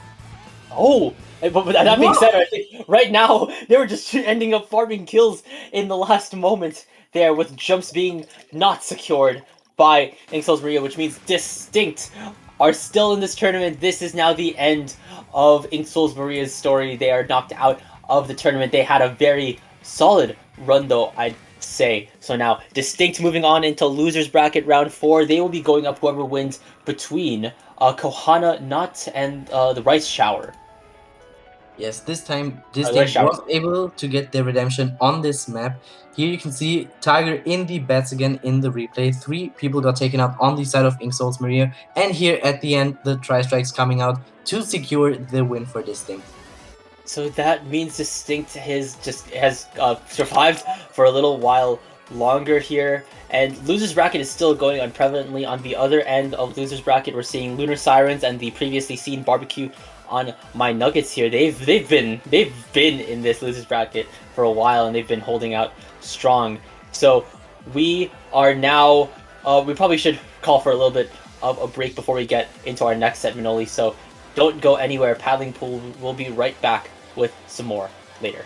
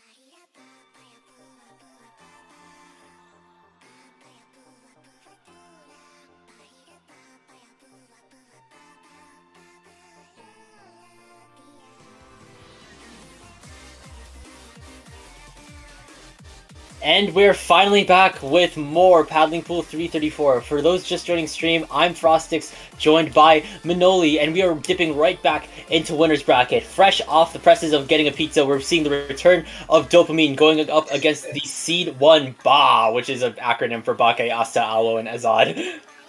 Yes, first up we have tower control here on Hagglefish, a map combination that we didn't see yet today, we just saw Hagglefish zones. Yes, we did just see it on zones, so I think we'll see maybe a lot of that back and forth that we've been seeing a lot from Dopamine in the past here. So the last time we saw them around, they were running a comp of, if I remember correctly, it was Pencil, Forge Pro, Stamper, and S-Blast. Yes, I'm not familiar with the comp that Ba is running, but we're gonna see that in a second. Well, I think, if Bake is present, I think I'd say obviously expect a Pencil here. I think if Alwo is present here, expect there's going to be some kind of sports shooter with Alwo on field, and with Asta and Oroboy as well, things could be the same here. We're seeing you're seeing I think that's the bucket in the hands of Asta, and the blaster in the hands of Oroboy, if I remember correctly. Yes. Yes. Yeah, actually seeing the V blaster is nothing you see too often. If I see a blaster, it's usually the custom version with the splashdown. Yeah, that's obviously really good for being more aggressive. But then when you have say Asta on the bucket and Albo on the shot here, maybe you could just run with a little bit more of a supportive blaster. And this does have with a little bit more of a supportive blaster. And already we're seeing Dopamine trying to push upwards. They do get rid of 2 members of Ba already here. They're trying to at least clean up in mid here. They are able to get rid of some more Ba members in the moment right now, but it's still in mid in the meantime. Beautiful pick, 3 members down here of Dopamine, it's just Dragon left, and this is the delayed wipeout, so now Ba is able to push up front and maybe break through the first checkpoint. Definitely so, especially considering they have a lot of space to themselves in the moment. Amen is trying to at least pressure the tower with their pencil. The cooler is coming out from Bake. At least they are almost out of that first checkpoint. The missiles come out here from Dragon, who is now starting to get closer to there. But no, they get shut down, I think, by either Oroboy or Asta here. And Asta's going on the push, able to get rid of the the S-Blast here. And they're already at the second checkpoint. Yes, not quite able to break through yet though. Oroboy, all the mates on the top right side right here. And it's only right now both Alwo and Bake, and wow, both of them immediately getting dropped by Dopamine, who is getting a wipeout and is now cruising the tower right back to mid. It's always incredible to see the pacing of these top level players right here, taking out the other enemy team and then pushing up front immediately. Seeing Dopamine doing that in spades. Right now they have Soda ready to go here, immediately overwhelming Oroboy, but the S-Blast going down, Nami Haters going down as well to Asta, and now Bake and Asta are now starting to push the tower up. We're seeing the S-Blast trying to get the jump in, but they go down to Asta as well. Asta's finally going down to Dragon. There's 2 members down on both teams, but here comes Owl. They're able to get rid of Dragon, but I think they're the only ones standing against Amen's Pencil here, but we're seeing them rally and jump at least from Asta, but now we're seeing the S-Blast go in as well, getting rid of 2 members of Ba before they could get past that first checkpoint area. Yes, not quite able to get the pick onto the S-Blast here with the Zuka. Gets taken out right now, but that's a delayed wipe on Team Ba, I'm pretty sure. It is a delayed wipe, which will allow Dopamine to start at least securing more space for themselves. We're already seeing Dragon having the missiles primed and ready to go here. Here they come, and now Dopamine has reached that first checkpoint area already. Alwo has gone down. Asta has strikes ready to go, but they get cancelled out. Oroboy will get the strike onto tower at least. There's no need for those specials when you have a rogue blaster jumping the tower, but they immediately get caught out by the members of Dopamine. Yes, he was barely able to prevent them from getting the checkpoint, but now they are able to, making their way onto the second one. Oh, but they immediately get shut out by Alwo, Zuka, and now with more strikes coming out from Asta. Now Oroboy's on the tower here. I think Bake's probably looking onwards with an eagle eye here. We're seeing the S-Blast trying to at least stay within a forward position in the meantime, but I think their location has been exposed, and now we're seeing Alwo trying to get them, but they get directed by the S-Blast here. Asta's trying to move in. They get going down as well! Yes, and now it's just 1.5 minutes left. Dopamine need to get the lead in the last minute here, but it's 2 members down. They are two down in the moments here, not just on Baha, but I think also right now on Dopamine here. Boy is overwhelmed. 10 missiles and a Stamper on them is nothing to scoff at here. So now there's going to be 1 minute left in the match. The lead is definitely attainable for Dopamine, but with 2 members down, things could prove a little bit testy. Yeah, Ba holding it down together here very, very well. It's just one member left. Dragon getting 2 picks, but now gets taken out. It's only Amen left here, and already Bake is on the tower here. They're eyeing potentially that S-Blast here, already shooting onto the platform that they're on. Asta has gone down. There is a bubble ready to go from Boy here, and they're putting it upwards, diverting a lot of attention to the blaster, and Bake is just running with it right now with this pencil, just keeping things alive, but Boy is also staying in the fight. Do they realize that the pencil is in their own spawn? Yes, they are. They're noticing it. The S-Blast is going to be able to duel it out, but Bake is still in there with tap shots! I was about to say, this is actually a great position to give jump-ins for your teammates, but he was staying very long there, but actually got the pick onto the S-Blast. Stalled out Dopamine just a little while longer here, kept the tower in their side, which practically means Dopamine needs to get this working in overtime, and here comes the strikes from Asta, and a wipeout from Ba will seal the deal on this game. They will get game 1. Very nicely done. It was actually a pretty close game. I think they pushed to 40 and Dopamine pushed all the way to, yeah, 52 it was. So it wasn't actually a very big lead that they had. Yeah, it definitely would have been possible for Dopamine to get things going, assuming that they had a lot of. I think what Ba was running was like primarily banking on was just the sheer amount of numbers advantage they could like cash off on. They were able to just execute picks really quickly, whether or not that's going to come from the shot or from the blaster, or maybe especially from Asta. Asta was like really proactive, I think, this entire match from what I was seeing.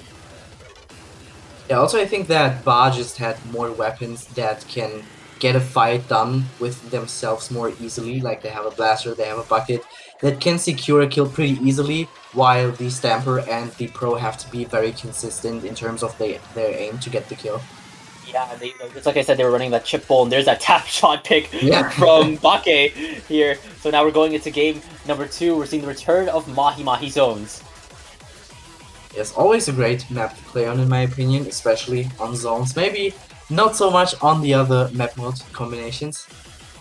Yeah, well, it at the same time, it's a really, really popular zones map for a reason. It just allows you to get, it's there for a reason. I don't know if I can form words coherently right now, but Boss still has at least 1 point up on the entire set. Anything can still happen though, especially with how persistent Dopamine has been. I would say especially on Mahi you have to play together as a team very, very well. Like use your specials to get back in, because you can just be charged out so easily on this map.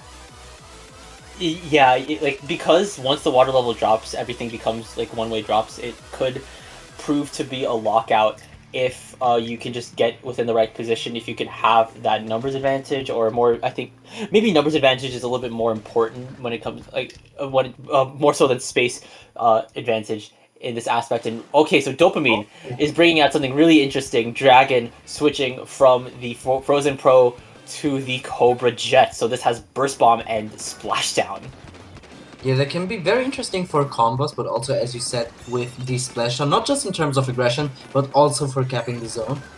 Oh yeah, definitely. And it just covers so much space here, and already there's 2 members down on Ba so far, and Dragon's just taking a really interesting angle, surrounded by water. They're just working with the Jet Sculpture range to just have that control. That Splashdown's gonna claim 2 targets of Ba, allowing Dopamine to stay in control for a little while longer. Yes, very unfortunate jump in. It's just the blaster left alive. Has to back up a little bit here. Pen almost gets taken out. Right now, Boy's trying to live right now. They are able to get rid of the S-Class before going down to the Stamper here. Already, we're seeing Nami Hater trying to get a move on. No, they get shut down by Albo here, but Albo is going to get shut down by Dragon right now. And the zone has gotten into neutral. It's right back in the hands of Dopamine in the meantime. Blaster trying to make things work here, but gets taken out by the S-Blast, I think it was. Yeah, and right now this S-Blast trying to make good work of the ledges, but they get shut down by Boy right now, and Amen is also trying to keep things in hand with Dragon and Nami Hater. Nami Hater is just teasing, not teasing, but like working with the ledges as well. That's what Stamper can do with its AoE, and they're already trying to lock out Dopamine, not Dopamine, but Ba right now, and we're finally at 60 points, which or below 60 points, which means the water level has dropped. Yes, Bucket was patiently waiting for his teammates to get in with their strikes. 2 members down off Dopamine. Buoy Bombs coming out, not able to secure a pick though. Yeah, and they still remain in control, pushing their lead to 41 before it finally gets flipped with 3 members of Dopamine down. That last member, the S-Blast, is being forced to jump out, and Ba is immediately contesting the ledges. Yeah, Pen very aggressive here onto their snipe area. Gets taken out immediately, followed by the shot and possibly the bucket as well here. Yeah, Boy though is a one-man armada right now, trying to stay alive for the rest of Ba. They're still in there on that soda buff. They are able to get rid of 8 men, and that S-Blast is outnumbered and outmaneuvered. They are going down. Here comes the strikes from Asta here. Dragon's going down to a point-blank Zuka from Alwo here, and they're still firing off onto Dopamine's plat. At the moment, there's 2 members down on Ba though, and now Ba is deadly close to taking this lead back. Yes, if they don't act fast, Ba is able to get back in and secure even more map control, but it's a wipe on Dopamine! Yeah, they do at least put a lot of penalty points into Ba's spine at the moment. They are at 19, though this could definitely just cruise by quickly. But with Boy as well as Asta down, things could prove a little bit more different as you're seeing the S-Blast, Dragon, Nami Hater immediately mobilizing. The S-Blast is going down first, but here comes the splashdown from Dragon, securing the zone and more space for Dopamine. Now it's just the bucket left. He has to get back out in order to get his strikes, to get back in with his team once again. Yeah, we're seeing actually Dragon and Nami Hater trying to contest the islands right now, which is a really interesting spot to play in here. But with Jet's range here, Dragon's just a really big menace right now. They're out of their penalty points. They're counting down. There's 2 members down on Ba in the meantime. Yeah, and I thought that they're zipping the bucket to prevent them from throwing their strikes, which they actually didn't quite be pulled off, but now the S-Blast is trying here in mid, securing the zone.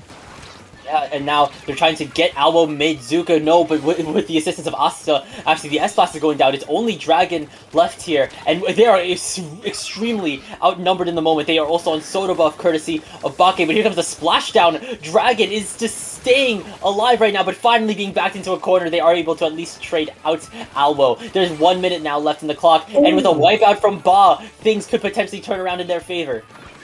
It's beautifully done against Dragon as well. They had to take split angles because against his range they can't do much. But this is actually the lead switch for Team Ba here.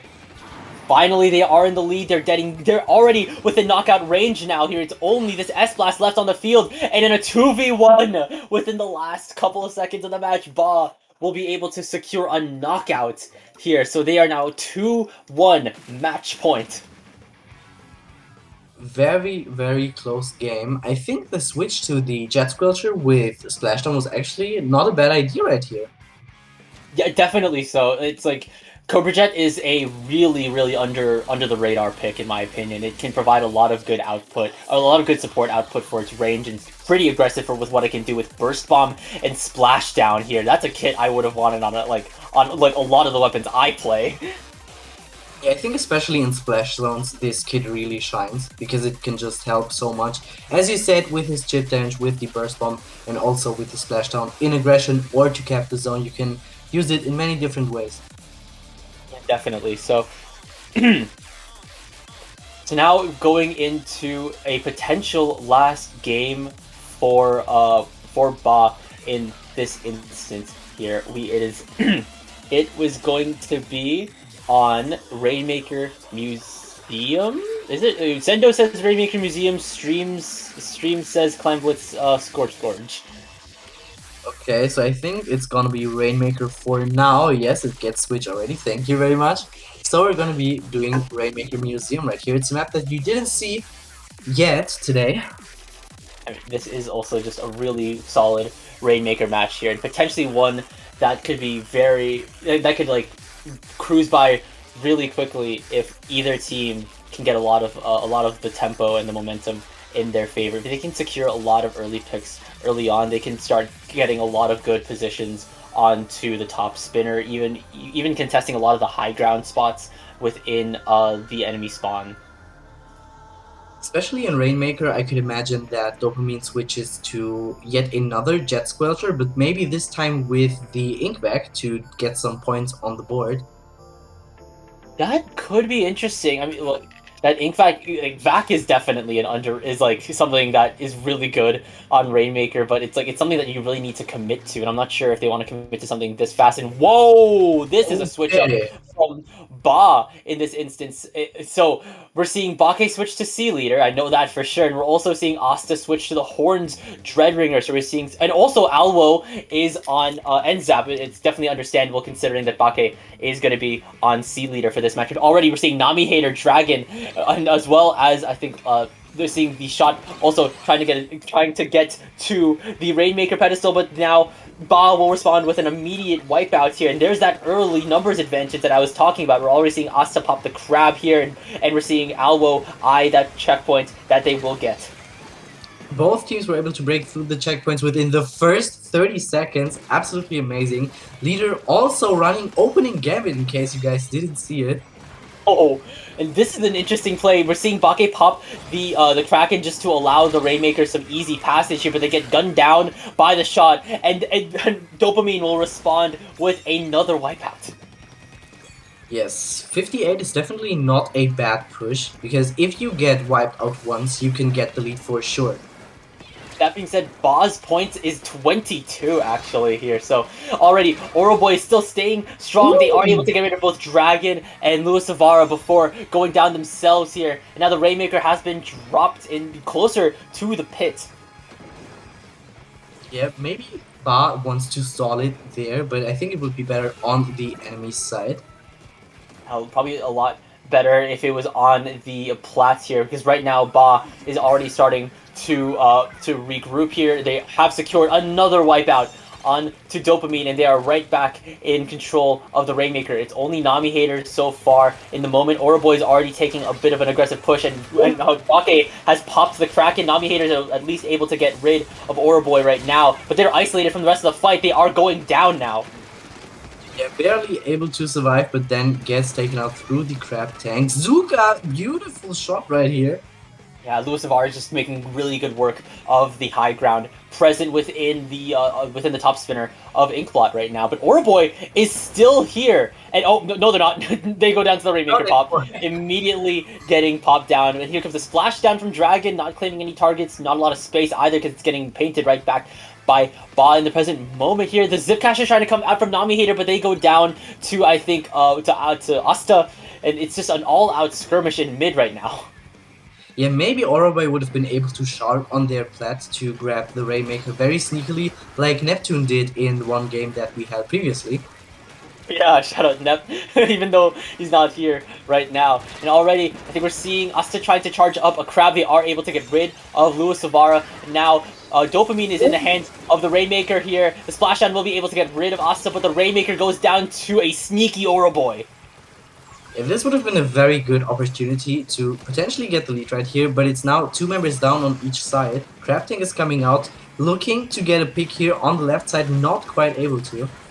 Not just yet, they're relying on at least their grenades to at least provide a little bit of info as well as chip damage on their end here. And that the Jet will able to get rid of both Bake as well as Asta. There's 2 members down on Ba here. And now Dragon has these the splashdown ready to go here. That won't be able to get rid of Alwo just yet. But with Nami Hater and Louis Savara trying to get rid of Alwo here, they are at least able to get rid of the Zap for the meantime here. Louis Savara is now firing off with the Zuka. Amen is trying to get their path paved right now with the Rainmaker, but now Oroboy is moving in as well here. The bubble has been popped here, and finally the Rainmaker's going down. There's going to be around 1 minute to go. I was about to say Rainmaker, very good surviving skills here, but 22 is a very good lead, so they have to push up even further to make more points. Nami here getting a pick right here, and 1 more minute left on the clock. They do have a closer lead than before, pushing it to 42. But right now, with Ba holding the Rainmaker, they need to at least get a couple of picks or a lot of space on their end. And already, Dragon is going down, trying to at least get a push going here. And oh wait, oh is Bake? Oh, Bake's holding it on the glass and is giving us a little jump for the clam, and then they're back. And wow, okay, well this is a really volatile Rainmaker spot to be putting it on. Yes, it's very difficult to get it back there, but they haven't won yet. It's still 30 seconds left, so if he gets taken out, they still have the opportunity to pick it up and get the lead. Yeah, they need to like just rush that point like fast, get rid of get rid of Bake as soon as they can. But there's a cooler. Oh, the Rainmaker has gone down. There's 10 seconds left. They need to pop this fast and then start going here. They need to do this. And now the Rainmaker has been popped. The splashdowns come out, but they get checked by Alwo in this instant. And there it is. A third game has been taken by Ba, and that will punch their tickets to Grand Finals. Very nicely done, especially here with the play at the end. They even threw a tactical up on there to protect the Rainmaker even more, but it made him fall down, but in the end, it didn't matter. Maybe it don't matter when you just push it in a really unfortunate and really unopportune spot for the Rainmaker to be. So with a 3-0 set sweep, Ba will have their tickets punched to finals. They can take a little bit of a rest while waiting for the rest of losers bracket to get things going. Oh wow, it's been a journey here, Manoli. We've seen everything thick and thin. Yes, we had some incredible plays. If it was a one swing quad kill from a roller, if it was someone picking up the Rainmaker, pushing it all the way to 10, we had some insane plays today. And this is all within just the first block here. There's a lot more action here. What is left to be seen? Losers bracket semis, losers bracket finals, and then grand finals in the rest of paddling pool. But unfortunately, we won't be casting that, Manoli, here. You will be hearing from Sasu and Fufu up next. So before we get off the mic, Manoli, if you have anywhere on social media that you'd want the good people of chat to find you on, where would that be? I just have Twitter. My name is Manoli Clips on there, and I don't have much to say, but just thank you for having me. It was very fun. Commentating my very first time in English, I was a bit nervous, but I hope you enjoyed watching it.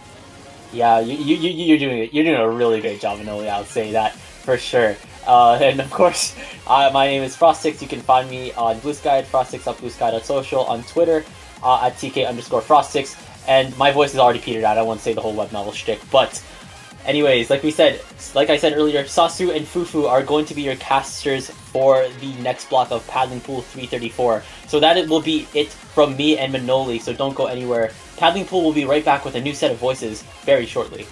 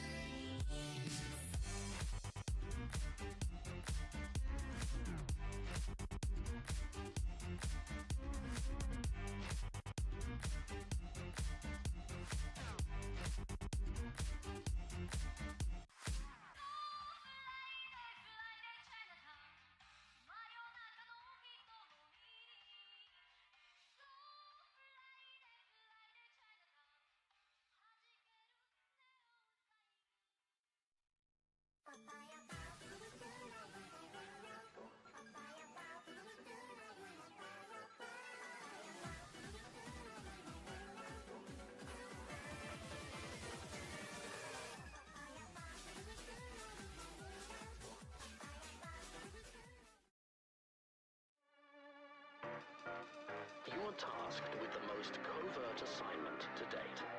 The time has come to pull the threads on the tapestry woven at the peak.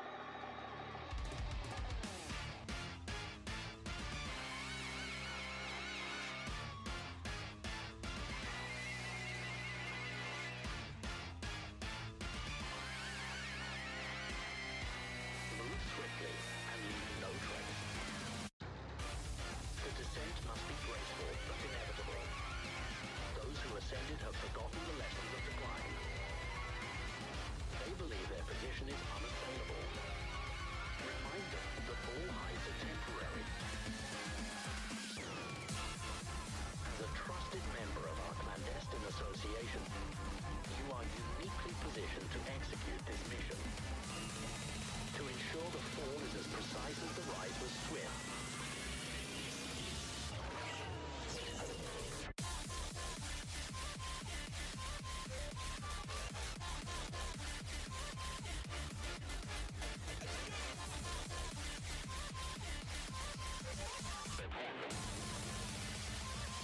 Initiate the sequence.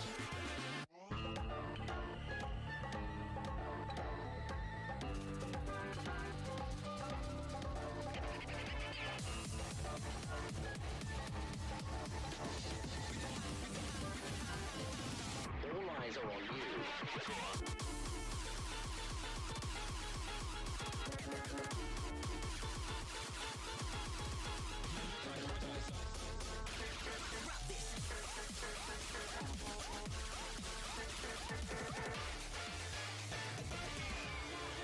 The summit has been reached.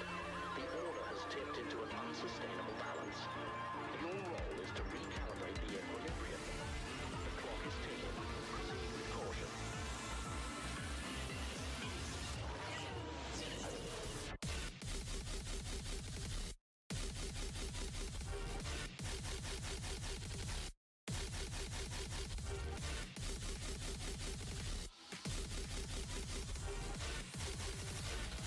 He reacted the way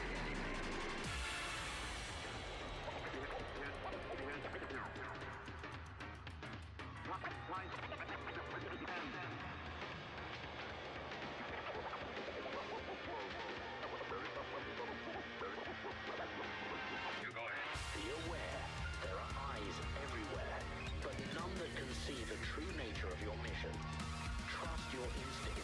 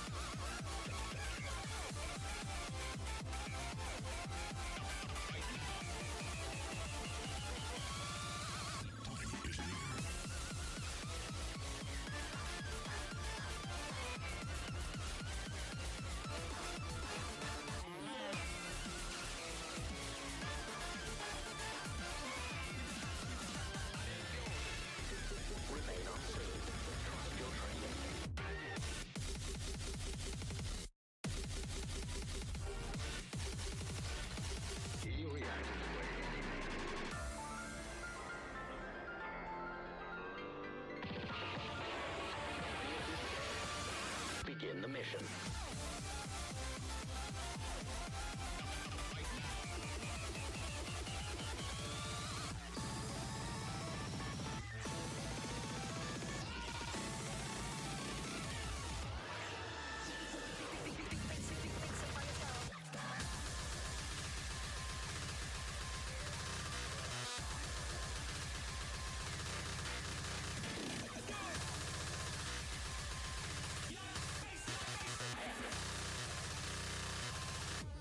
your moment.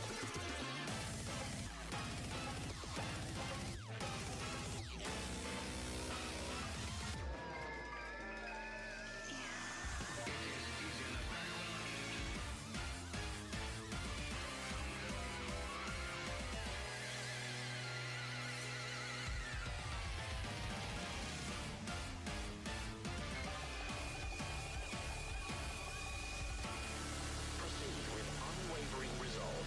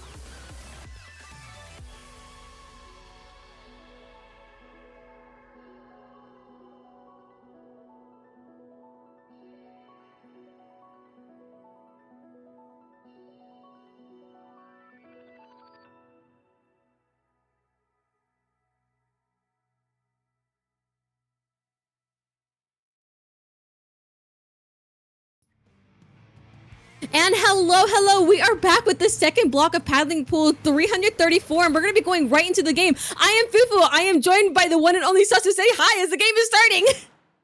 Hi, everybody. The game is starting. Let's take a look at these loadouts. Of course, as we know, as Sasu is on the mic, that means I'm going to have to give a shout out to Benny, who's here on Forge.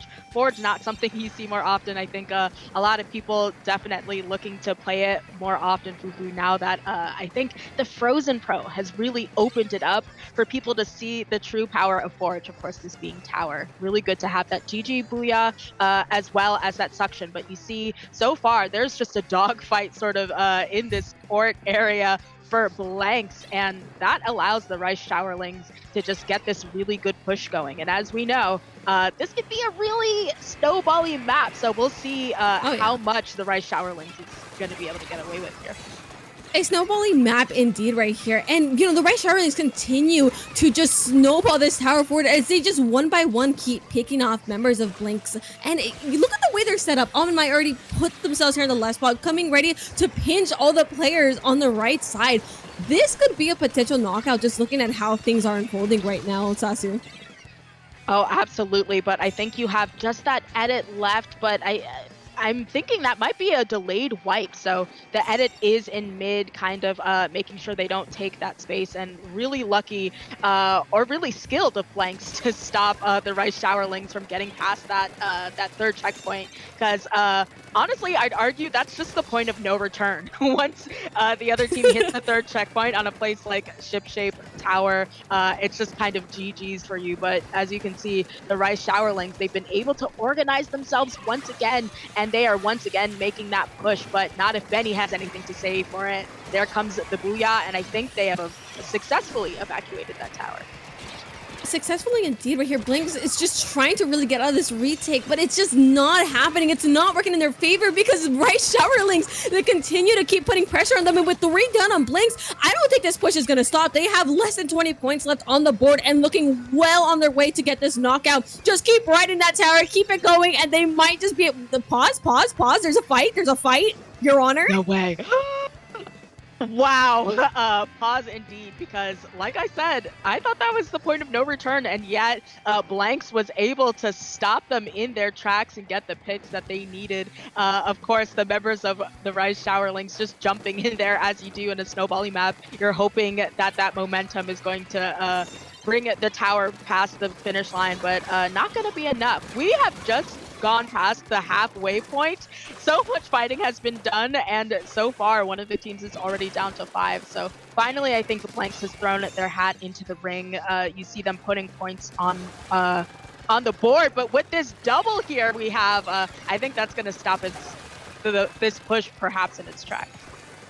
It might, yeah, I think that's going to be putting things to a stop, as you said. And, you know, we're just in this little waiting period. I think Blanks is going to really try to get themselves forward, especially considering that cooler that just went out. Booyah bomb here from Benny, trying to make some extra space, but only to get chased down by the Tetris. There's a couple things happening here. We're closer to the side of Blanks, but just not willing to let up. This tower may just see past 77 points, and indeed it does here. It's just going to be Blanks' opportunity to really get some points on the board here, because they're dying, actually. Yeah, I was thinking that Hobna has been doing a really good job of just controlling this space and making sure that their team can keep pushing with their picks, but it just seems as though everybody else is having a little bit of a difficult time. Like the Rice Showerlings very much so feel like this just impregnable wall that Blanks can't get past. Like no matter how many picks it feels like Hobna's able to get, you see them just mowing down and punishing that Reef Slider.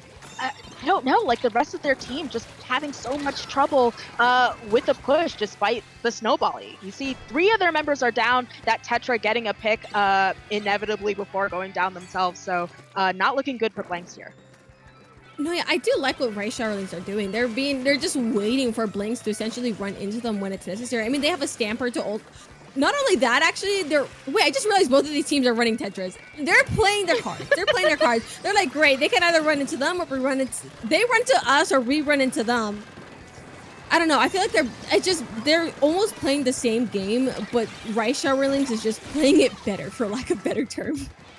Yeah, I agree with you there. I feel as though when you look at it, both of these teams have just had really strong defenses, but the difference here is that like when it comes to tower, all it really takes sometimes. Oh, all it takes is one good push, and you see the last member of Blanks being picked off at the end there, giving a very steady win to the Rice Showerlings. But yeah, I think it was kind of like looking in a mirror for both of these teams, but with that strong push we saw at the beginning, it was all about defending that lead. Oh no, absolutely there. And we get the replay looks at it. It's just the right showerlings, once they really got that tower going, once they found that momentum, it was almost unstoppable. There was 2 times where they threatened to knock out before they opted to just play a more neutral-ish game. I do like how they felt in control of the match for a lot of the time. Like, minus any almost wipeouts, but for the most part, they were pretty dominant throughout the entire match. Absolutely. You see the ending wipeout there. So a really decisive win, pushing all the way to that 5, somehow not able to close the deal. But a win is a win, and both of these teams will be heading off into Scorch Clam. So gonna be interesting to see, especially if both of these teams keep their Tetras, whether we're gonna be seeing Reef Sliders onto those ramps, and maybe that's going to be the entry they need to get their pushes, because we all know pushes can be difficult on those ramps here. Oh no, absolutely. I also want to mention, I feels like this map is, you know, ship shape is already like, it feels like it should be tight, but it has its options. I feel like, to me at least, Scorch Gorge feels tighter to an extent, especially because you have either, this is just every Splatoon 3 map. They're just literally the same map in different spots. Something about Scorch Gorge, it makes me feel a lot more claustrophobic, if I'm being honest. And I feel like, I don't know, I feel like it's going to be easy to read where teams are going to want to go, especially on these flanks. I think as long as both of these teams are much more aware of the flanks that are coming out, I feel like that'll just call for an easier time. Again, Rice Showerlings, they were on fire last match. Whether that momentum's going to keep up this match, we're going to be seeing. Yeah, absolutely. I also agree with you there. I think that this is a kind of more linear map. The flanks, so to speak, aren't, it's very difficult to take a flank without someone immediately spotting you. So what's going to be happening is most of these teams are just going to go up that ramp and see what they can do to get to that basket. But I think we're looking at just about no changes here. So both of these teams feeling confident with what they were running before, and I'm assuming as soon as they get into mid, it's just going to be a bloodbath until we eventually see those that power clam. But already you see the Rice Showerlings has a steady hold on that clam economy. They are not playing games. Not playing games indeed. Already the bloodshed in mid has started indeed, with Rice Showerlings having that man advantage and having a power climb already in their favor, opting to hold off here until the rest of their teammates get in, but unfortunately suffering a death within that process, but not quite allowing Blanks to get too far forward either, holding them back really nicely here, but it doesn't stop. Look, they come, they go, they die, they come back, they call it a day until, like, I feel like we're gonna be stuck in a lot of neutral positions during this game. I'm with you, Fufu, because like I think much like that other game, we saw a lot of neutral outside of that one nasty push from the Rice Showerlings, and I wouldn't be super surprised if with this basket opening here, if they just get this nasty push, or if they even knock out, because honestly, holding space, being on the defensive on a place like Scorch can just feel absolutely terrible. You see that top right being pressured by this crab here, Tokai Teo able to get that pick, and already they've made it down to 53, so past the proverbial 60, this is a really good push.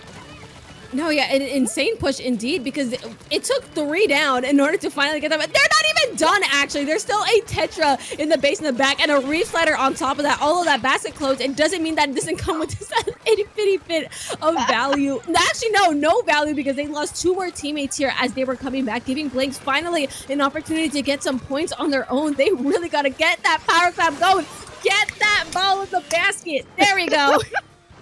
Yeah, absolutely. And you know what? One thing, all those members that did go down, I think, to the Tetra, ultimately with Scorch Gorge, you were talking about how claustrophobic it is. Part of that is that when one team gets wiped, when everybody is just going all in and trying to throw things in the basket, when you get wiped, the amount of time it takes you to get to your own basket is going to make it so that the other team can just push up. You know what I mean? So I think that this is also one of the rare maps where you're gonna have to watch your wipes and you're not gonna get away with necessarily just throwing everything in that basket because you can pay dearly for it. Indeed, and already looking at what interaction we just saw unfold in front of us. Poor Rice Showerlings were trying to get a push in, and it just didn't work out in the favor. But even then, it doesn't stop them from still putting pressure out in Sendo. Something I really like about the Showerlings is that when their teammates are actually up, they are quite an iron wall. Again, I think an edit also helps enforce that because edit, and look at that. I mean, look at that. It just shreds thing. And Blinks once again are back on this back foot, forcing Years of Special to try and move Showerlings out, but it's just not enough. Yeah, as an edit player myself, edit can be so powerful here. People are just forced to walk on you. You have that high ground on the ramp and you can just mow them down. And I think plus just seeing the two Tetras on both of these teams be so aggressive and absolute nuisances has been an absolute pleasure so far. You see, we have a bit of a, I think, Tetra fight, but the Tetras do go down. That is 2 downs for the Rice Showerlings. And despite that, their edit is still up. We've got these jumps, and I think they're working on another push now. We are right over 1 minute, so it's crunch time because I think Blanks can still bring this back here. It's definitely still possible, but seeing this cooler come out and the edit still live to provide those jumps for the rest of their team, I think this might just be a hold here for Rice Showerlings.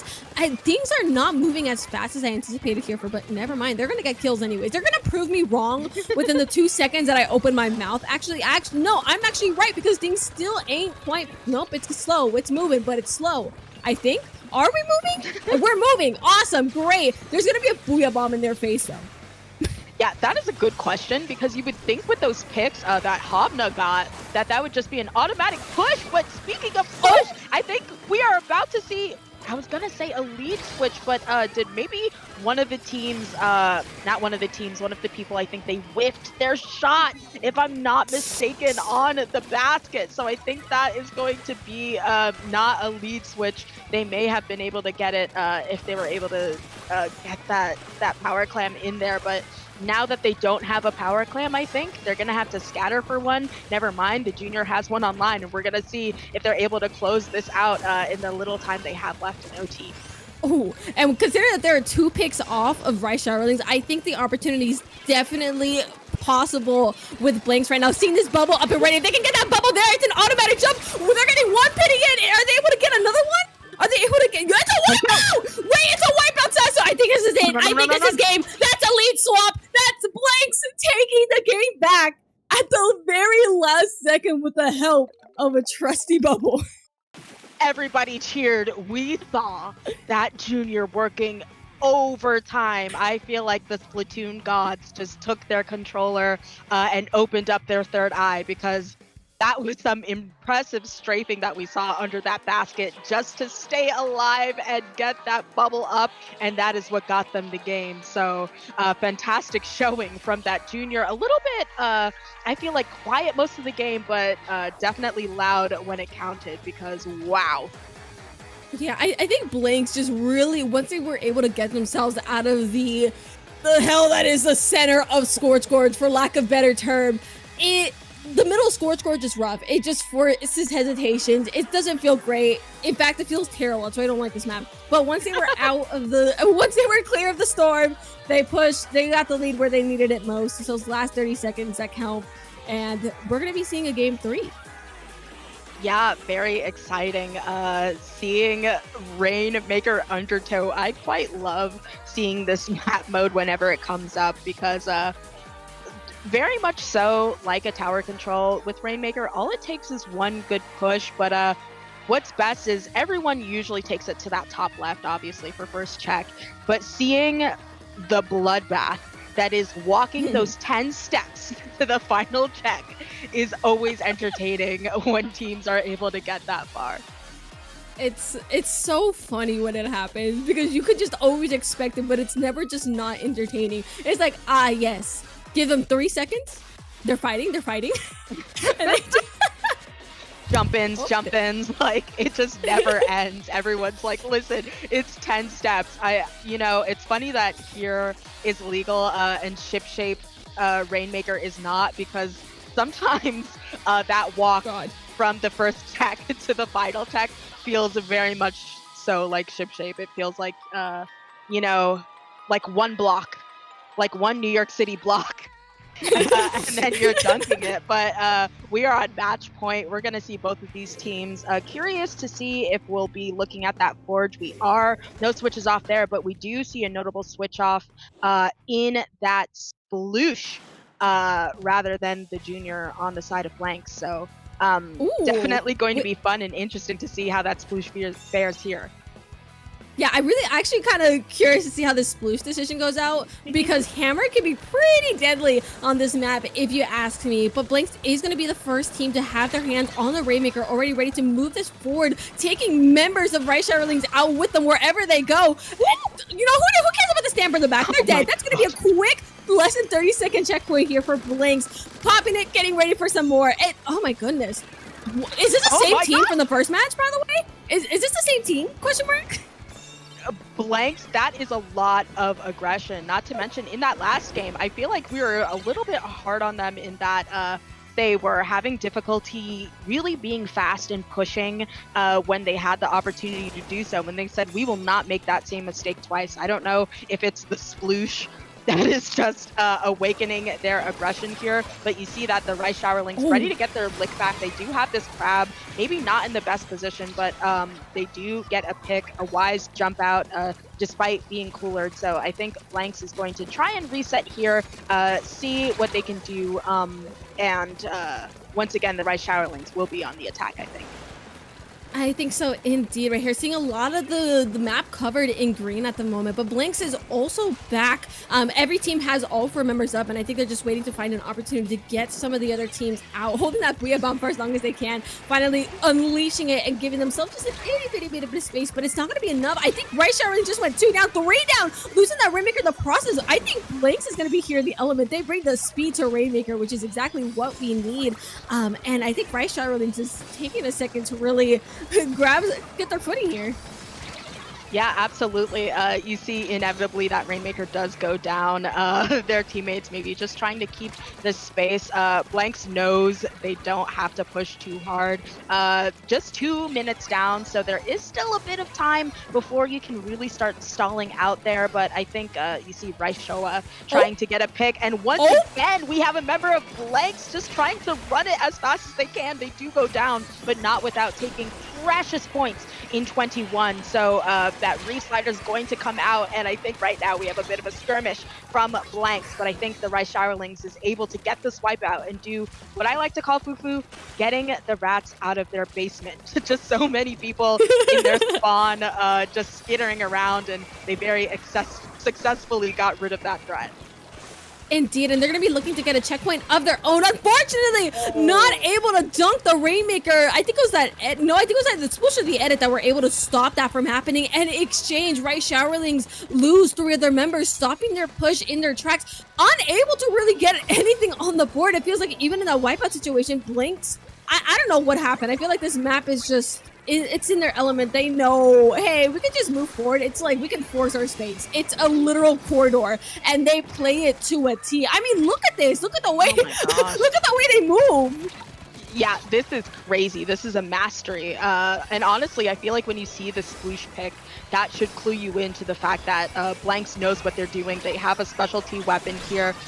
They pick it, no doubt. Oh, and you see, despite that really strong reed slider happening there, not going down without taking 2 people down with them. So right now, the Rice Showerlings finally in another offensive position. They get rid of the edit, which will be some offensive power out, but they got their Rainmaker out first. So finally, another push is coming. Maybe they... No, I was going to say maybe they take it left to be a little bit unique, but Hobna is there waiting for them on the right. Oh, from their left, I suppose. Well, There's still gonna be someone to look at, and I think this might be an opportunity for the Showerling to really get the. No! The Rainmaker! Oh my god, that was a good move. I can't even lie. Between getting, if they were wiped out and they got to move that Rainmaker forward, that could have just about been the lead swap. But they're forced to look back here and take the Rainmaker once more. I do like the flanks that we're seeing. And again, right Showerlings are not out of this yet. Despite them going 2 down at the moment, that Rainmaker is nearly ready to pop in green. And we still have some Tetras out for blood here, Satsu. Yeah, and they're not able to get the pick that they needed with that reslider, so they're still on the move. You have Hamna waiting to try and mow a member down. They get 2 people total, and I think that is just going to be it, because it is just, or at least it was just the splash there. But you know, we have Booyahs and flat stat padding at the end there for style points. A decisive win with the sploosh for blanks. I'm sorry, I need to mention that I screamed it for a second, I'm sorry, but they took a drip pick at the end of that game. I need you to see, like, it was just all 4 of them there. It took a drip pick. I am incredibly impressed with Blinks because it felt like it was such a back foot for the first 2 games. And this game, they just said, great, we're just gonna force some space forward, call it a day, and make sure Rice Showerlands can't play their game, because both of these teams play for like Crossfire, but Blanks understood that this map was different, and the same strategies that were being used in the other 2 games are not going to be as effective on this map. And it clearly showed, because look at the score. Look at the score. It talks for itself. Absolutely. I think that, of course, we have to give it up to the Sploosh, not just for the unconventional pick, not just for their really strong job, but you see them there, honestly, a bit of a Rainmaker main.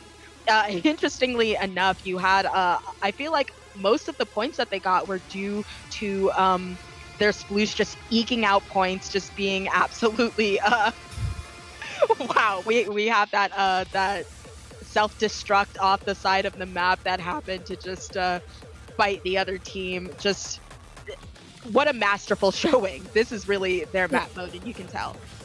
Oh yeah, I need to talk about that reset for a second, because I think that genuinely sealed the game in place. Like, I think had it not been thrown off the edge, Rice Showerlings might have just gotten the lead, but I think that single-handedly just won them the dang game. That's just impressive, just to read the situation like that. Applause, Your Honor. Yeah, definitely a great game that we got to see here, and a come from behind. I feel like this is a completely different Blanks that we saw from that first game that had this really strong defense, but you see they were all about the offense in this game, and quite frankly, it's just really nice to see a team in what feels like its own element, you know what I mean? So fantastic showing. Yeah, it's just genuinely so satisfying. But this does mean that Rice Showerlings are out of the— Whoa, I have a reactive! It does mean Rice Showerlings are out of the tournament, and Blanks will continue on into losers finals. So if I'm not mistaken, we're actually going to be following them along the bracket, and maybe, just maybe, we'll be seeing them in finals.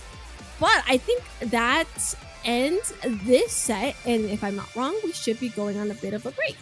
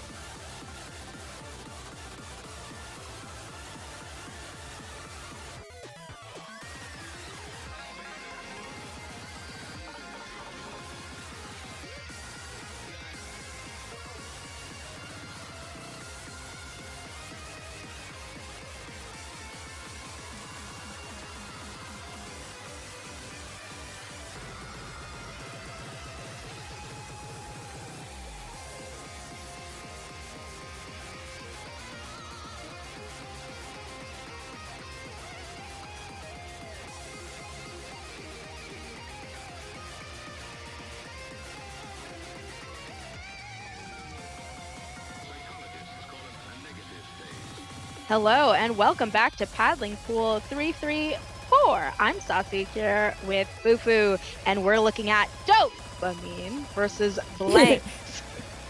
They love a capitalization, Fufu. Oh yeah, the dopamine is gonna. Well, we see if they don't play like a hyper fast comp, I'm gonna be a little sad because that's what that comp screams to me. Who are you people? Who are you people? But it's okay. We might just see it because it's also ship-shaped tower. The snowballing map. We're That's back. eyelashes.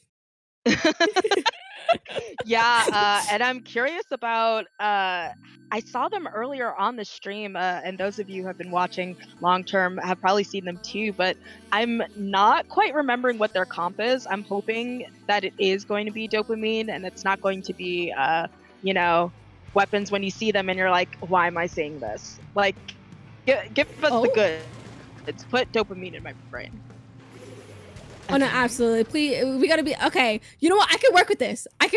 The fact that there's an edit says that we're gonna be going a little forward. Also, can I mention Blanks decided to bring out some splat dualies, and I love that decision. Also, the junior's back. Yeah, honestly, we've been seeing a lot less splat dualies these days. I think people kind of enamored with the bubble on the twinkle dualies, or just, I don't know, going maybe like crab dread, or there's just like other crab choices these days. So splat dualies being a little bit extinct, but really glad to see them as well. Oh no, absolutely. And I'm excited to see what they can do with it. And what pause? Oh, someone's disconnecting. That guy got turbo nuked. There you go. Game's over. Good night, guys. Yeah. Well, yeah, that's an end. I was like, I don't know if we made it past. Some tourneys are like it's the halfway point, or it's this far in. So it's like I'm not sure if the other team being at 46 makes it so that they're done. But yeah, watching two members try and shoot that guy down and just being immune. Bro genuinely took like 20 bullets. Like literally like 20 bullets. And bro did not die. That's me when I'm in open and I'm raging because I'm like, I totally killed that guy. And like he's just sitting there. That's what's happening in my games, y'all. When I'm like tilting at my TV, that's what happened. I shot them and they didn't die. I promise. The X-Rank experience. That is like the X-Rank experience. It's so okay. I've had more throwers than I've had disconnections actually before I say anything. But the brain rot screen. Dude, okay. What can we add to the screen? Can we add things to the screen? Oh my gosh, a request. Oh, Shiny's on here. We had an addition. Shiny got added to the board. Yeah, Shiny in the bottom right. In the trademark TARDIS beanie. You're doing the point. Yerp. The iconic point. Yeah. what Pointing can we at add you. here? Yeah. Hello, Pookie. Hello. Absolute Hello. cinema. Yes. Oh my God. We're like it's absolute cinema. The Osu. Oh, of course, because Jorians are Osu nerd. Where did it? I feel like this is like Frostix core. Read the text. A second clam has hit the basket. Oh my gosh. I can't laugh. Pancakes. I think we're just going through the a lot's going on.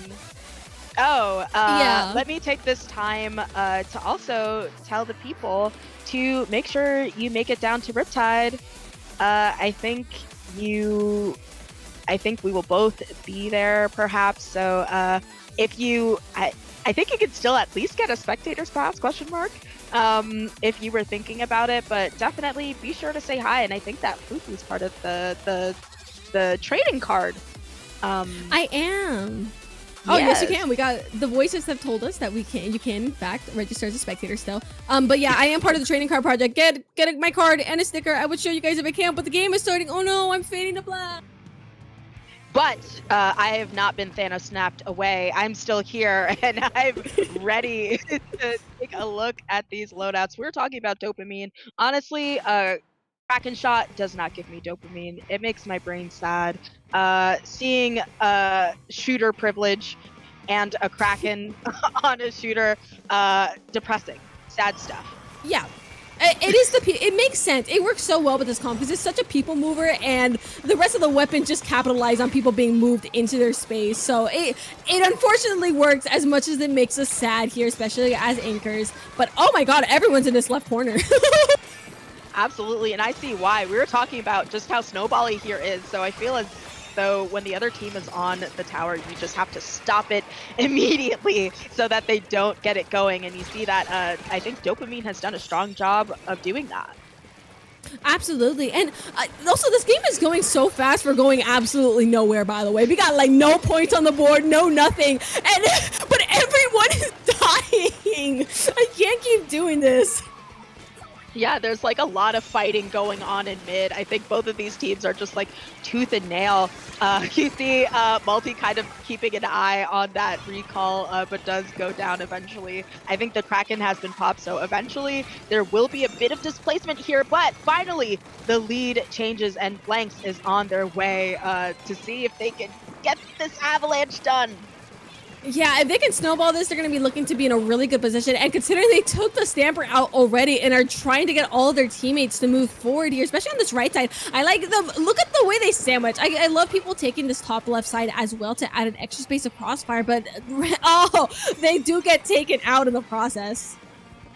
Yeah, I think that Booyah Bomb did wonders for keeping that space, and past checkpoint 2, the Booyah Bomb is going to get rid of a critical player in that junior, so they're not going to be able to push that bubble again. Dude. But you see all of this bloodshed going on. They stop them from getting that next checkpoint.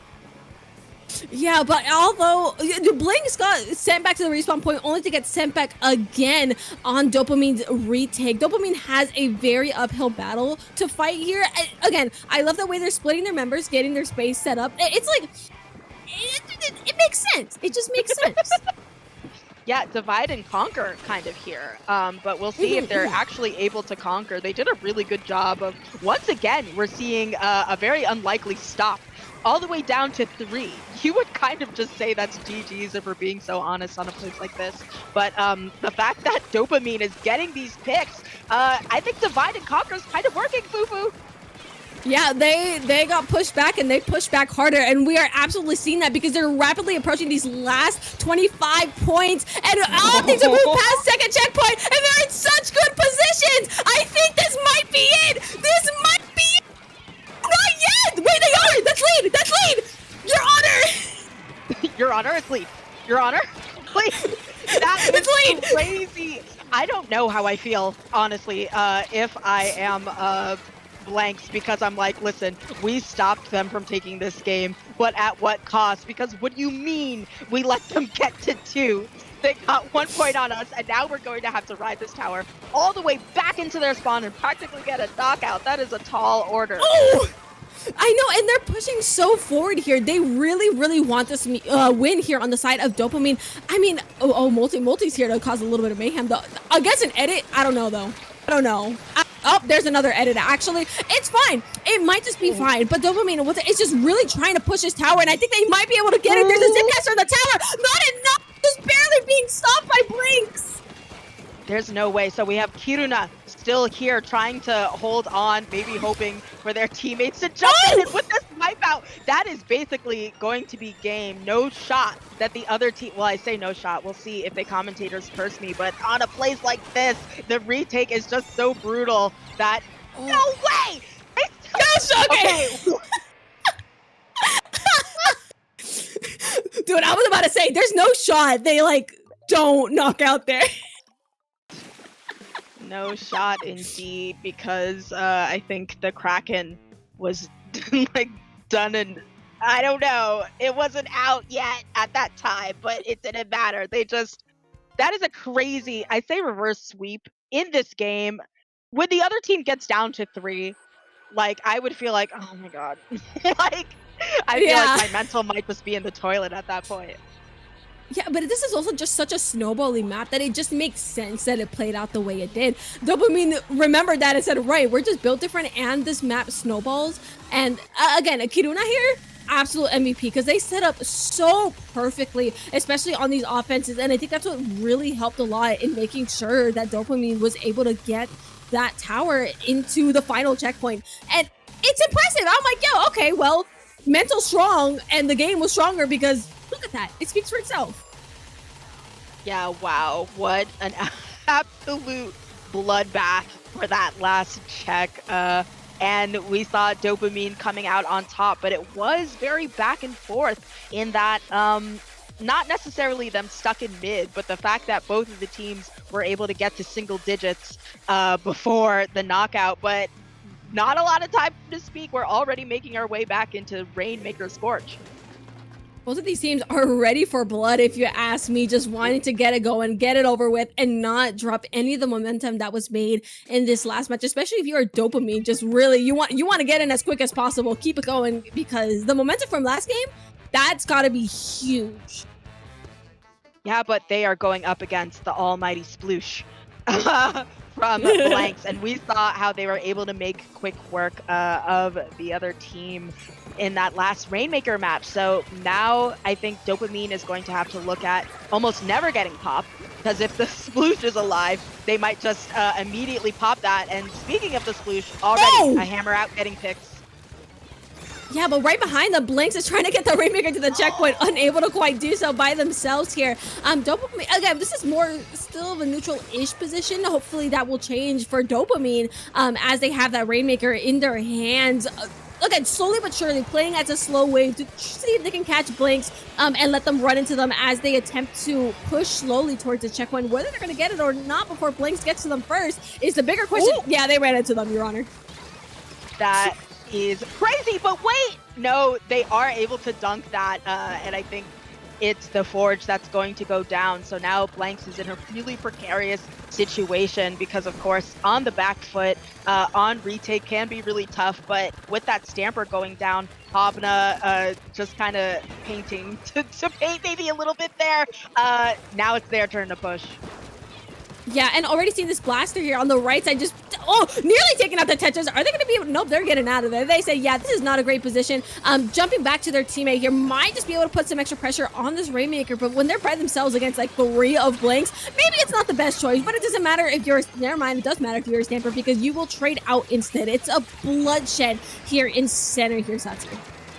Yeah, Kiruna there with that Booyah Bomb, trying to get some chip out there. Not going to necessarily secure the pick, but 3 members are going down from Dopamine. Hopefully a tactical jump out there from the edit. Nope, they are going to go down as well. Dragon trying to get these hits, but I think just getting a final one before it running out.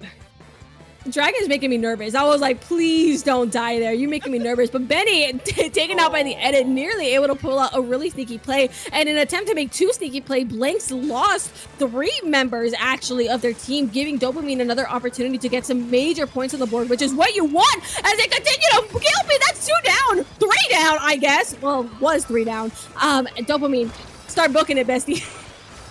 Absolutely. I think they're biding their time a little bit. They have a lead, but not by much. The fact that both of these teams are just separated by 8 points, and you see a bit of a trade there. The Reef Slider comes out, not going to find anything, and this is just a lot of orange. Blanks has a really good containment of their own spawn, so I think that they're actually set up to be able to get in a solid push and possibly, never mind, 3 of them are dead. Yeah, just a little trip back to the respawn point and already seeing the, what? I don't know if you saw. Oh my god, just disappearing while you're at it too. Hold that Rainmaker, just yeah, watch your blaster disappear, no biggie, but hopefully get some points with that. Oh wow, that was close there, Sasu.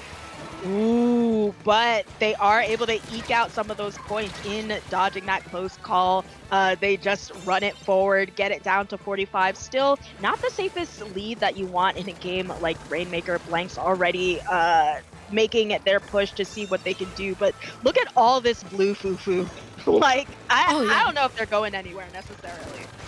I mean, look at where the Rainmaker is as well. That's Excuse me? Excuse me? That's actually huge. What a huge cancel. But also, I want to mention, look at where the Rainmaker is. This is such a horrible spot there for Blanks. But again, there's Sploosh coming in to save the day. Use a hammer, get the Rainmaker out of there, and hopefully get some points on the board. Oh, these actually might be huge points if they can keep this going here. Yeah, honestly, my eyes are open. They are just barely going to fall short of getting that lead. You see, they went down to 46. We saw in that last game just how that Sploosh can work their magic on that Rainmaker. So we only have 34 seconds left. They don't have that time, but if that Sploosh gets their grubby little hands on that Rainmaker again, we might see a lead switch. But so far, Dopamine has it, so I don't know. No, anything is possible right here, but they're opting to keep the Rainmaker in that pit on the side of Dopamine there as long as they can. I want you to know that they haven't moved. Bungie hasn't budged from that spot in the corner, leading Blanks to really have to fight to get that Rainmaker back. And Dopamine, who just has to fight for that, never mind, actually, they were moved out of the way. Again, the school spot back, but if they didn't fight hard enough, that is going to be game in favor of Dopamine. Oh, wow. And you see the very Kraken shot that I pointed out for not giving me Dopamine. They denied them the Dopamine too, because they said, you're looking forward to this OT. I'm going to end this now and crush your chances there. So really strong showing, and what a back and forth between both of these teams. What a good game. Definitely had me on my toes because you never knew when the Rainmaker was going to be grabbed or whether these points were actually going to happen or whether they were going to fall short. That lead was genuinely so close. I was at the edge of my seat. What I will say about both of these teams is that they're just so aggressive that it's to the point where sometimes I'm like losing track of whose spawn exactly we're in. I feel like I'm like, wait, who's pushing towards like what's going on? So both of these teams are just so chaotic, but really loved watching this. No, absolutely. They were playing Ring Around the Rosie with the spawn swaps. Yeah, it was also... it was great to watch like the strategy throughout it. Like, who was it? Dopamine watched Blanks shove the Rainmaker. Like, no, they both shoved the Rainmaker. Pause. Dopamine shoved the Rainmaker into the pits before, just to make sure Blanks doesn't have the best chance to grab it and to stall time. And I really like just the thinking, the thinkers. We have some thinkers on Dopamine. That's what I like to hear, because, you know, I know people are complaining about, oh, Rainmaker, it's so stally, and true, but you do what you gotta do. You put it in the Rainmaker free zone, or the zone that should be a Rainmaker free zone, that they haven't designated as that. But we will be heading over to Clams, Barnacle, and Dime. Now, Fufu, tell me your thoughts on this map mode. Ooh, this is the Tetris piece of... well, not the Tetris piece, but it's one of the Tetris pieces that... I personally really like this map. It's linear. I will say the retake is a little interesting on this map. I think it's definitely going to be a fight to see who can really get underneath that clam basket first, and more importantly, hold it. Because I think the defensive positioning on this map, once you get to it, is incredibly strong. Especially looking at these weapon choices. Speaking of weapon choices, we have a change onto those Dapples. The ones, I think, with Reef Slider, we didn't have that before, if I'm not mistaken. They were they Tetras, I think, perhaps? I think they were Tetras before. That would make sense, because Blanks had a Tetras during the last set. So it makes sense. Yeah, you know, but so they've got that Reef Slider ready, and that bubble, which is going to be super important on a huge place like here, especially because once you have that bubble, of course, people can jump in. That makes dealing with the claim economy a lot easier. And you see with those two members down, we have a push.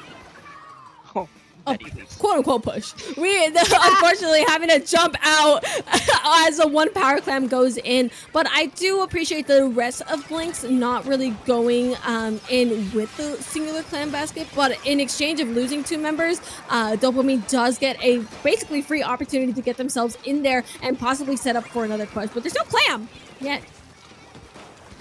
Yeah, you're right. No power clam yet, but we do have Dopamine with an absolute stranglehold, I'd say, on the clam economy. But their S-Blast goes down, who had all of the clams. And I feel like with that, they've just practically lost everything. And especially Azu Senna, or Ajay Senna, I think, on that junior.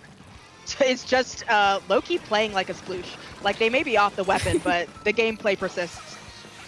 That's our Battle Junior right there. That's our Battle Junior. And it's showing. I mean, they have moves. Let's be real. But it looks like Dopamine is going to be trying to get themselves a push of their own. That's going to be quickly put to a stop because they just went 2 down. They are going to be able to hold in their neutral position. But for how long here as Blanks continues to bring the pressure and a lot of the center is covered. Well, actually, no, there's an edit. So it's actually half and half because edit could just do that for free. It looks like Dopamine is trying to get themselves back in there, hopefully able to make the space that they desire. Specials are coming out though here, Sasu. Yeah, I'm wondering if Dopamine may be waiting for their Kraken so that they can push with it. One of their members does go down, and I think Multi with this Reef Slider does immediately get punished, not able to jump out there, so it's just the edit alive, and I think with all of this ways, once again, an assault on the basket, but we'll see if Dopamine able to do a little bit better, especially because they have another Power Clam online. Yeah, and taking the lead with it as well. Blanks now forced on the back foot once more. Again, these leads are still pretty fragile, especially for the game that is Clamblitz. But Blanks, once again, just trying to take as much space as they can, wasting no time. And again, I like how fast these teams are, how little hesitation there is to take space. And I think that's what helps really win these games. Just no hesitation, trust your instincts, go forth. Absolutely, and I'm thinking back to both of those other games where victory was really just in reach for Blanks both times, and they just barely lost. So once again, we're looking at what is slated to be a back and forth game, but 3 members down on Dopamine. Finally, Blanks able to make their push here. They are going to get that Power Clam in, and that's another one. That's a lead swap. That's 3 Power Clams. That's 3 Power Clams that went into the basket, bringing that score all the way down to 30. Dopamine fighting back, able to take. Oh, just not enough to get that 4th Power Clam in. They're gone. They're out of there. That is so funny. That is like when you walk into a room and you open the door and you're like, ooh, like, let me go back out of that. I'm leaving. So really strong that they're able to keep that Power Clam. Olympic medal backpedaling is what we just saw, I think. No, yeah, but it looks like Dopamine is preparing to make a push of their own. Look at the force they're already exerting. All of them moving very slowly. They're moving forward nonetheless and just slowly taking their time. They're so patient on the side of Dopamine, and I absolutely respect that because that patience is what is getting them these pushes right there. There we go. First push, not the first push, another push in for Dopamine, but Blanks! Yeah, that is a tough one. 3 of their members going down. I think you have just their Stamper left here trying to keep this space desperately. Senna in this corner, just kind of waiting for anyone who is foolish enough to flank here, especially with 17 seconds left. Yeah, this is going to be a really tough game here for Dopamine because they only have 1 push left for them. 2 Power Clams ready, same with Cooler. So, oh my god, Benji! Benji with the flank! I think that just sealed the game. That's game. Yep. That seals it. Oh Good my night. God. Oh my god! Blanks? Did you see that like trick shot? Like at the end, just the throw to the sky and let it fall into the basket? Oh my god, like this is basketball. They said no look. 3-pointer, crazy. They're styling them with it. They're stylish.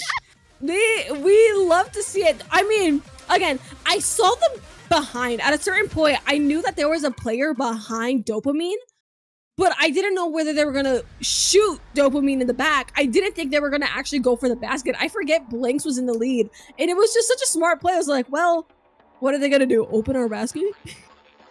Yeah, like this is crazy. Of course, it is the junior doing some sploosh behavior. You see that trick shot at the end is absolutely insane. But I think, wasn't it Blanks that we saw last set taking the drip pick? This is very in character. Oh yeah, that was their oral farming. Well, they've done it, but we'll see how they do here on what I've been seeing a little bit more. I feel like for some reason, ever since the Splat World series, I've been seeing a lot more Wahoo zones. I don't know if I'm just commentating for the same teams or what, but a lot of people subjecting themselves to this map mode a lot more often than I remember it being. Oh yeah, that was definitely the effect of the SWS. There were, oh my god, there was so much Wahoo zones during the SWS. It was actually ridiculous. Like, it was a counter pick. It was either eel tail zones or Wahoo zones, and there was like no in between. Or not undertow. It was urchin. I hate urchin. But Nasty Wahoo, work. I guess it's nasty work indeed. Well, also we're anchors, so. Yeah, right? I'm like, I want nothing to do with urchin when I'm on my edit. Thank you very much. I don't want to have to run a full mile to get to mid on Wahoo, but I understand that is other people's jams. Especially, I find that Tetras have a good time here. And of course, anything with Reef Slider is going to have a heyday here. So, a little bit of a wait. Maybe we're seeing some switching going on. Gonna be curious to see what we're looking at. No, absolutely. I'm hoping to see some of those more sneaky weapons. Yep, that Tetra, the junior. Back to Ew, why are you Tetras. fried? Sorry, that's mean. The fashion sets kicked in. But no, I think those, especially the Tetra and Junior, are going to have a very fun time in that little carousel underneath the zone, methinks. Yeah, absolutely. You have Ajisai still on this junior, and honestly, this bubble I think is going to be super useful. The denial of space that you get from just popping it in the other team's entry, I think, can just be so strong. And Dragon already making some quick work before going down there. No, absolutely. And the zone is covered in yellow, soon to be blue, maybe, question mark. We still have a lot of these players in that neutral position, just really wanting to take zone in their favor. And Blanks is going to be able to come out of this fight advantageous, as they did take 2 members of Dopamine off the field. They are able to come back with the rest of their members and not quite lose their hold. Are those 2 Booyah bombs? Oh. You're on. Yeah, but I think that is 3 members down for Blank, so finally Dopamine able to overpower them and take those points, get some work done, and now the name of the game is going to be seeing if you can just stall them, play keep away from getting them in on that zone. No, absolutely. You don't really want to be locked out on this map just because of how long it takes to get to mid. You can like go to like 15 points and well, yep, that's going to be game, because are we going to reach it in time is the bigger question. But Blanks still keeping their cool despite them losing the lead. Well, almost the cool. Unfortunately, they are going to be losing their junior, and everyone's trying to really get themselves in the zone. But there's a Kraken on the zone, fellas. We're going to die. Yeah, but I think they kind of stop it from happening. You see all of them in that right corner, and now everyone able to enter due to that bubble being popped. Kiruna still getting out that Booyah bomb, but I think at the very least, Blanks putting their hands on this zone is going to do wonders for them in stopping that huge push. Absolutely. They were able to apply a bit of a penalty onto Dopamine, but again, they don't stop fighting. They are going to continue trying to put the pressure onto Dopamine. Ugh. And despite them going down, they're like a never-ending store. But what are we finding? Siku got kicked out. They don't stop rushing to the zone. Yeah, I mean, they have no choice. They have to keep rushing because like you said, there's just so little time. And honestly, when I see the clock at 15, I'm just like, well, that's GG's. If the other team gets wiped, there's just no time. And speaking of which, we are coming across that time. We'll see what they can do. Yeah, Booyah Bomb coming out. They really just want to try and get the zone, putting everything onto it to apply that penalty, and they are able to cap the zone on the side of Blanks. Maybe this will be their turnaround point, and they can continue to snowball this and take members of Dopamine out. But Multi struggling to get that pick on Dragon. Dragon coming out on top of that fight, and a Kraken as well to try and move the last 2 members of Blanks on the zone. Yeah, Habadag really getting chipped out there, but still able to survive. So that was critical for them. And you see, despite several of their members going down, they were able to get a hold of the zone again. Of course, they lose it right now. But wow, fantastic work here. A DC question mark? Question mark? Oh. Exclamation mark. What? Is the whole lobby gonna die? Or is it like... Oh. I'm sorry. The flying takes me out. God, this is great.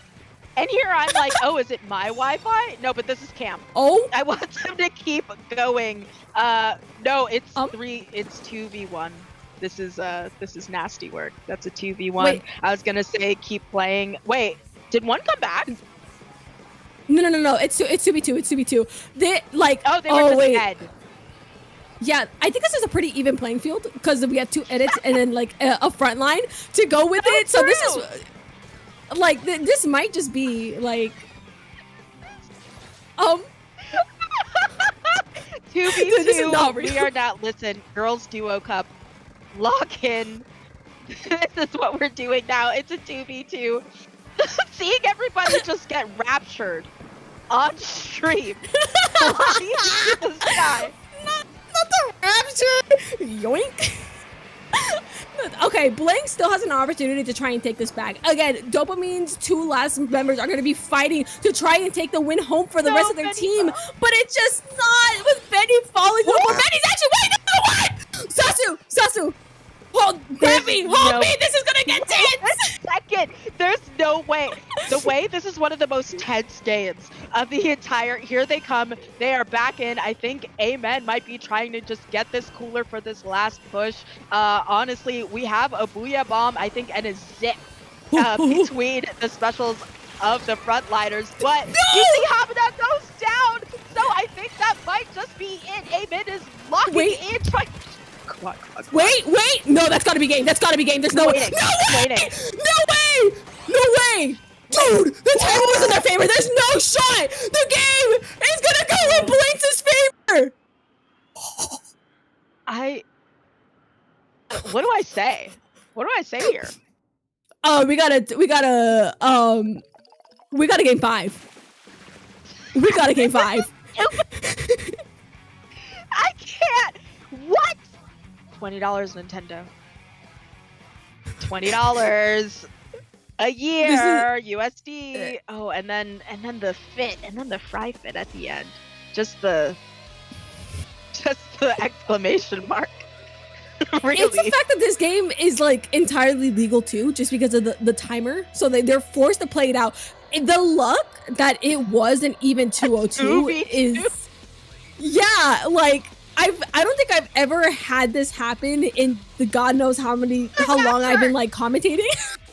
The rapture. It's the way they fly. There's more than one. There's 2 of them in the air. Look at that. Can we get the was laser genuinely pointer? like, is someone DDoSing? Like, what? Like, this was hacked. Like, there's no. Oh my god. Well, this Listen, will have everyone back. Yeah? I will say that if they ever make it into the Splat World Series and they are asked for a clip of like their gameplay, they should just submit that. Oh, Just them absolutely. getting raptured into the air. This is probably like my favorite game of the, like, I don't know how that's so funny. That's genuinely just so funny. I've never seen a game this like DC so perfectly. It ends in a 2v2 that's that tight. Listen, I think it's fitting for a Wahoo Zones. It's just as cursed as that map mode deserves. You know, and it's on brand. Just being like, woo, being yeeted into the air in an amusement park. So, back to our studies on Inkblot Tower. Yes, the semester just started, so students are filling up the campus, and by students I mean Dopamine and Blinks, because it's gonna be tower control too. Oh, the art of tower control on Inkblot Art Academy. Why am I still going with this bit? It's funny. Anyways, this is also another snowballing map. If we're playing tower control, just expect a snowballing map at this point, if I'm being honest. I will say I don't think it's as egregious as, say, a ship shape. I feel like there's more fighting to be had, especially because like I just think that there's like more viable flanks and strategies to stop the other team and mount a really strong defense versus I think once again when you're at that 3rd checkpoint, at that point it's just kind of GG's. But between like the backs and like your court area, there's just a lot going on. I still think it's pretty close to ship shape. Well, actually no, just there's a small margin there. It's just because like you're so close to the. I think the problem with this map is just because you're so close to the tower that you're constantly under fire. It's really hard for the defenders because you are going to be constantly under fire and put in a disadvantageous position, which is what makes these maps so snowbally. Let's be real. So they share that characteristic. Famously, I go Clash on tower Inkblot. You know, I can get away with it. Believe it or not, I think that people they don't see it coming. You know, and so anytime my team were in a scrim, they lose to the Clash Dread comp and they ask to replay, and then we win again. You know, so I think when it comes to me, I'm going to always champion aggression on a map mode like this. It's so fun. The Clash is like, it's when people don't expect it. That's when it's so effective because they don't expect it. But jumping into our final match of this set, a game 5. Oh, question marks. Oh, question mark? Yeah, I don't know. Like maybe alias function. I don't know. I'm just as confused as they are. Maybe they look pretty confused to me if you ask me. But yeah, starting up here, both teams already hitting that new. Never mind. Actually, I think Blanks is slightly on the back foot. There's someone already. Dragon's already on the back line, ready to cause mayhem for Blanks. And although they were able to get some of the first points on the board here, they are going to be, subject to Dopamine's push, I think, here. Yeah, I think weirdly enough, you'll see the first few picks and you'll think, oh, well, 2 members have gone down, so the other team's going to get the opportunity to push. And sometimes it's just not how it works out here. You see that these teams go down, and despite that, they're able to get stuff done. But down to 69, nice, and counting for Dopamine. So perhaps they push past here. We'll see. Maybe question mark, right? Maybe question mark. Dopamine is back. Yeah, there we go. Blanks kind of just let them have the space to get everyone back on the field, and I think that could definitely have its consequences. Tetris coming in, Reef Slider not quite able to get anybody, but it looks like all the specials, it's gonna get bloody here in a second here, Sasu.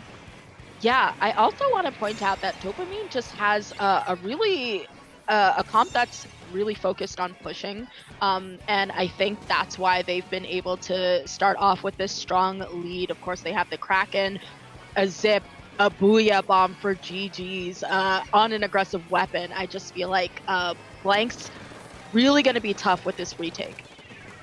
Oh no, absolutely. And being on this back foot, they are able to have that safety net of a cooler active, but they are going to have a Kraken on them as well, tailing them, just moving them along to give Dopamine just that much extra space. And space is what they want, what they need here. They're able to move Blanks the way that they need in order to get this push and just maximize the amount of points that they can get. But Multi, despite all that, is already beefing with some players ready to make that space of their own. Yeah, maybe not as proactive as they should have been. They get chipped out by this S-Blast here. So once again, Rats in the basement. You have several question marks this S-Blast, as well as an active Kraken in the back, so which you do not want to see on this push, but you see Dopamine really closing in on this third checkpoint. Oh, yes. Yeah, we had a Junior Flake just show up, and it almost worked too. They were able to get a trade off, and I think that's just enough, maybe enough for Blanks to maybe retake this tower. Dopamine hasn't quite let up the pressure just yet, and they just continue to hold this. Their weapons are not only great at pushing, they're great at holding, and they're able to make the space as well as they are to hold it, and so they're not quite easily dislodged from their positions, and this could very well be a knockout here. We'll see with the momentum. Sometimes I feel like all you have to do is breathe on that tower and it'll get going, and it is going to be enough. Dopamine gets their last point in the set with just a whisper on that tower. It's a little whisper. A whisper indeed. And that whisper said they win the entire set. Yeah. You win the entire. And we see here closing it out with those good fits. Let's take a look at the instant replay. It felt like Blanks was on the back foot the entire time, but not so surprising necessarily. I think we had a funky game that last game. So I feel like sometimes it's hard to get back into it. You lose your momentum and yeah, it just happens, I guess. It unfortunately does happen, but that does mean this was a very entertaining set. I will say that Blanks fought very, very well, but it is going to be Dopamine that does take this home and is going to be getting their seat in grand finals against Ba. Ba. Ba, right? I saw Ba. Ba. I saw it was being pronounced just like Ba, and I'm like, it's Ba. Like, and imagine they're like, no, we just typed Ba. We didn't think about sheep or anything. But we will be taking a look at those two teams coming up in a bit, so don't go anywhere.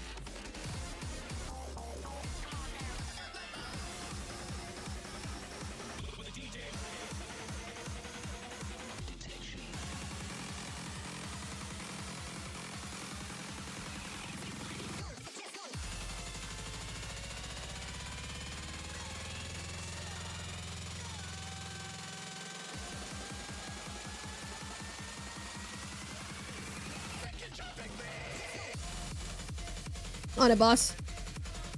Yeah, hello, and we are bringing you the grand finals of Paddling Pool 334. I am still Fufu, and I'm joined by the one and only Sasu. Do say hi. Hi, I'm still Sasu as well. We are indeed still the same. Actually, what if I'm Sasu? Oh my gosh. Can you imagine? We just lied to all of you, and I'm like, Yeah. you thought I was Fufu all along. But I'm Sasu. No such thing. But we are looking at Ba versus Dope. Who just had a fantastic showing on stream, surviving the Rapture to make it to grand finals. And, very unfortunately, they've done so to go into Crab Leg Rainmaker against a leader player, no less. Oh, there's a leader? There's a leader?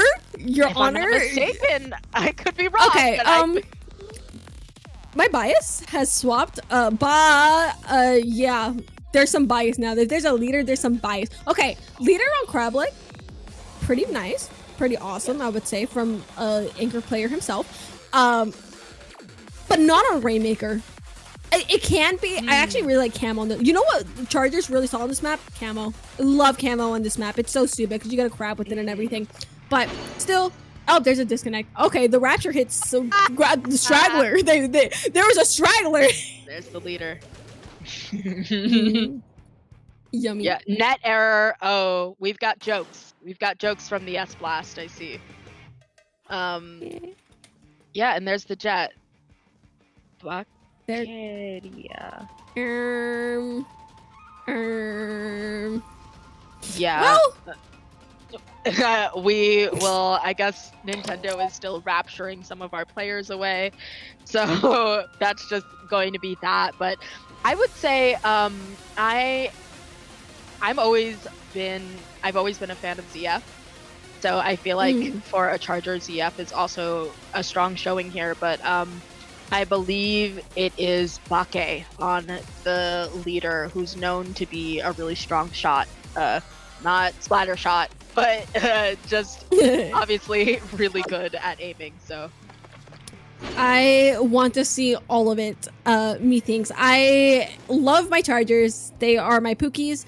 They are actually going to be, interestingly enough, they are going to be playing a little bit of a faster game with those beacons and Cooler hitting the field as well. And also an interesting comp from the side of from Dopamine there, having both a Jet Squelcher and an edit. yes, they've kind of gone with a bit of a double backline question mark. I think that, I guess, you know, I'm curious as to what they're going for here. Of course, you have that that splashdown, so you can stop everyone in their tracks. But I think just in general, this is going to be difficult, and I'm sure they have to know they're going up against a leader. So I'm wondering what the deal is. Yeah, I think the deal is there is a lot of points happening for Ba at the moment, as Dopamine is quickly being forced on the back foot and just has they're unable to get the picks that they need and are consistently being picked off one by one here by Ba. And it's maybe they'll be able to get this back. It seems like there's a lot more blue on the field at the moment, but I don't know, chat. Yeah, you know, Crableg is not kind on retake, for sure. So, well, yes and no, because I feel like being on that top left, you see, I think, someone going down point blank to that leader. So right now, it's just a runaway for Ba, and I think this top right simultaneously feels terrible to defend and push. So, like, I don't know how it's going to work out. Yeah, it's definitely double-edged. Again, we are seeing 2 down on each side, so it's a pretty, well, I say even playing field, but even numbers, because obviously Ba is, you know, they have the Rainmaker in a pretty solid spot, but I think this might be the end of the rain for now, as Dopamine is able to push basically all of Ba out of the way and finally get that Rainmaker in their hand. Yeah, and you see net error, formerly several question marks, being a little bit sneaky there. I think they tried to avoid the wrath of Bake and got sort of checked for it here by what looks to be this no, what is this? A zap. So right now, still control belongs to Ba completely. Very much so, and it feels like they're feeling the rhythm of the game. They're quite literally dancing. I love watching these players play at the moment, because it really does feel like they're putting on a performance for us on the field, and they're just, look at that. They're nuking people because they can. I love to see it, honestly. Yeah, it really does seem as though they have the entire rhythm of the game in their hands. Like, Dopamine hasn't been able to do much. Even that 82 that they have on the board has been due to them sort of eking out the points, much like we saw out of, I think, the Splution, the junior before it. So unless they're really able to lock in and oppress this leader that is just making life so difficult for them, it might be hard. Very much so, and they're quickly approaching the checkpoint, but opting to step back instead of using the cover of the checkpoint here. And I think that cost the Rainmaker being slowly pushed out by Ba, even as they were just so close to getting that checkpoint for themselves. Ba is really putting the pressure on them, not really allowing them to have a second to breathe, or even if they do have a second to breathe, it's not going to be long. I think they're doing a really good job at just covering their bases and making sure that Dopamine doesn't have as many opportunities as they would hope for. Oh wait, actually, I lied. There's a sniper. Yeah, and you know what? I'm gonna argue. I feel like this wipeout happened because Ba was just really focused almost on like getting those picks. But as you saw, nobody really had the Rainmaker. You would think Bake being that back line would have picked it up, but maybe just a little bit more focused on getting people down. You have 3 people down for Dopamine, but paying Ba back. This might be their time to push, Fufu. This could be it. They still have to take care of this leader here, making sure that Dread doesn't get too much value off of that either. Just, I think they're going to be playing this slow wave of a game, but again, there's such a laser on them, and the rest of their teammates coming in to move them out of the way. It's not enough. That Rainmaker resets. That's really rough for Dopamine, because it looks like they really wanted it too, but it just didn't work out there. Dopamine, just making sure that if they're going to take a leader down, making sure there's not a Dread at you, because whenever that leader is being used as bait, the Dread does such a good job of cleaning up. And I think that's definitely a problem that Dopamine's got to work with there. Yeah, I think that was almost what was happening for most of the game, almost. You see, I think this is Bake moving that, yes, in Japanese, Bakeria in this corner here, just trying to stall out this Rainmaker, make it impossible for any of the members to down them, and I think that is going to be it in that bottom right. But definitely agree with you. It felt as though a lot of the members of Dopamine were trying to avoid Bake, and they would just fall right into the clutches of another player. So perhaps that was the pro strat. No, yeah, for sure. Being able to use your anchor.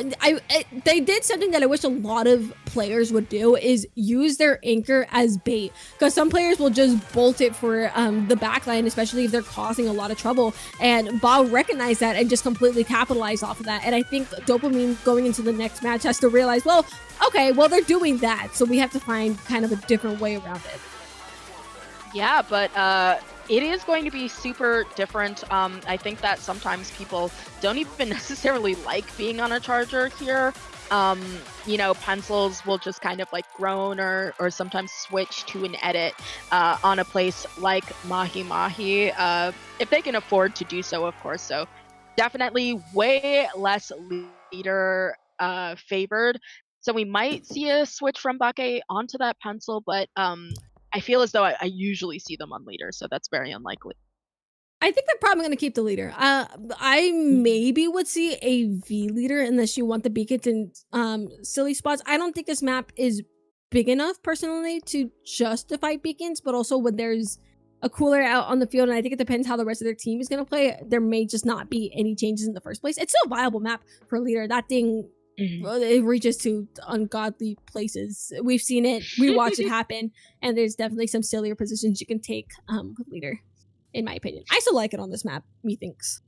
Yeah, I think that there's more chip to be had. I think it's way easier to possibly chip a backline out of position if you have a blaster or have some AoE to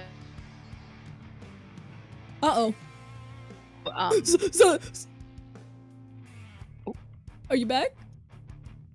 Yes. Maria, okay, you're good. We're good.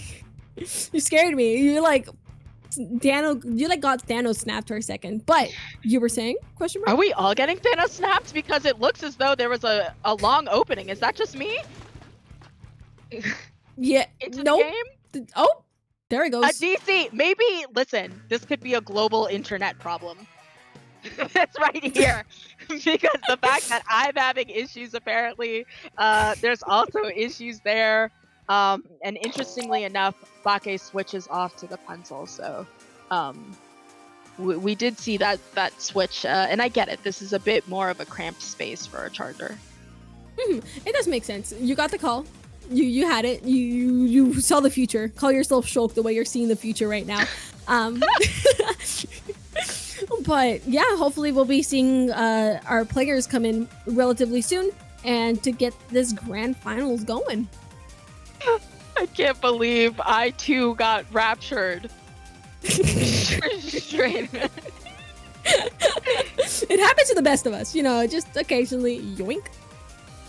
Yeah, you know, it happens. So hopefully I stay here. Hopefully whoever got yeeted out of the game also because I was looking and I'm like, this is a long opening. Is it just me? So net code error is right. Everybody is finally back in here and ready to see this grand finals game 2. Indeed, indeed. Both of the teams launching out of their special machines. I really want to see how this opening is going to look like. It looks like we have, instead of having... Oh, very interesting thing here. So Dopamine's pen actually went for opening cooler while Ba went straight to center to try and get some picks. But, you know, almost everyone is off the field and Ba is going to get that first zone cap here. It's going to be... What? Wow. This is crazy. I don't even know how to describe that, but once again, we should point out we have that change in pencil. Not shocking to see that Pake did not go for that opening cooler, seeing as though they are, I guess, a leader player. But yeah, we have a double backline on Dopamine. We'll see how this goes for them. Yeah, it's just a lot of range and just...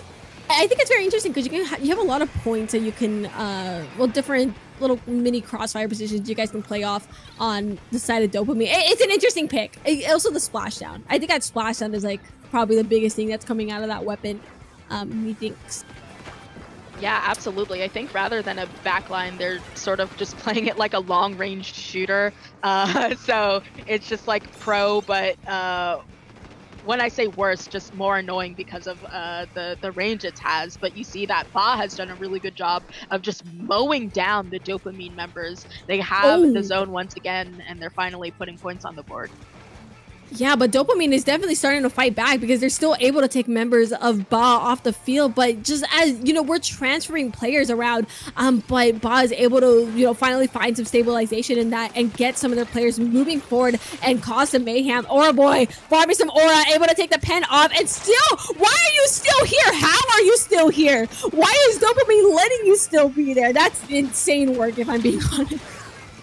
Yeah, absolutely. But I think that Dopamine has corrected their mistake and said, listen, we let this blaster stay alive for far too long. We have to just clear everybody out. And they've done so successfully. So now it is them that is defending this section. And I think, unlike Ba, they're trying to hold the zone instead of just bully them in their spawn. So very interesting choices being made.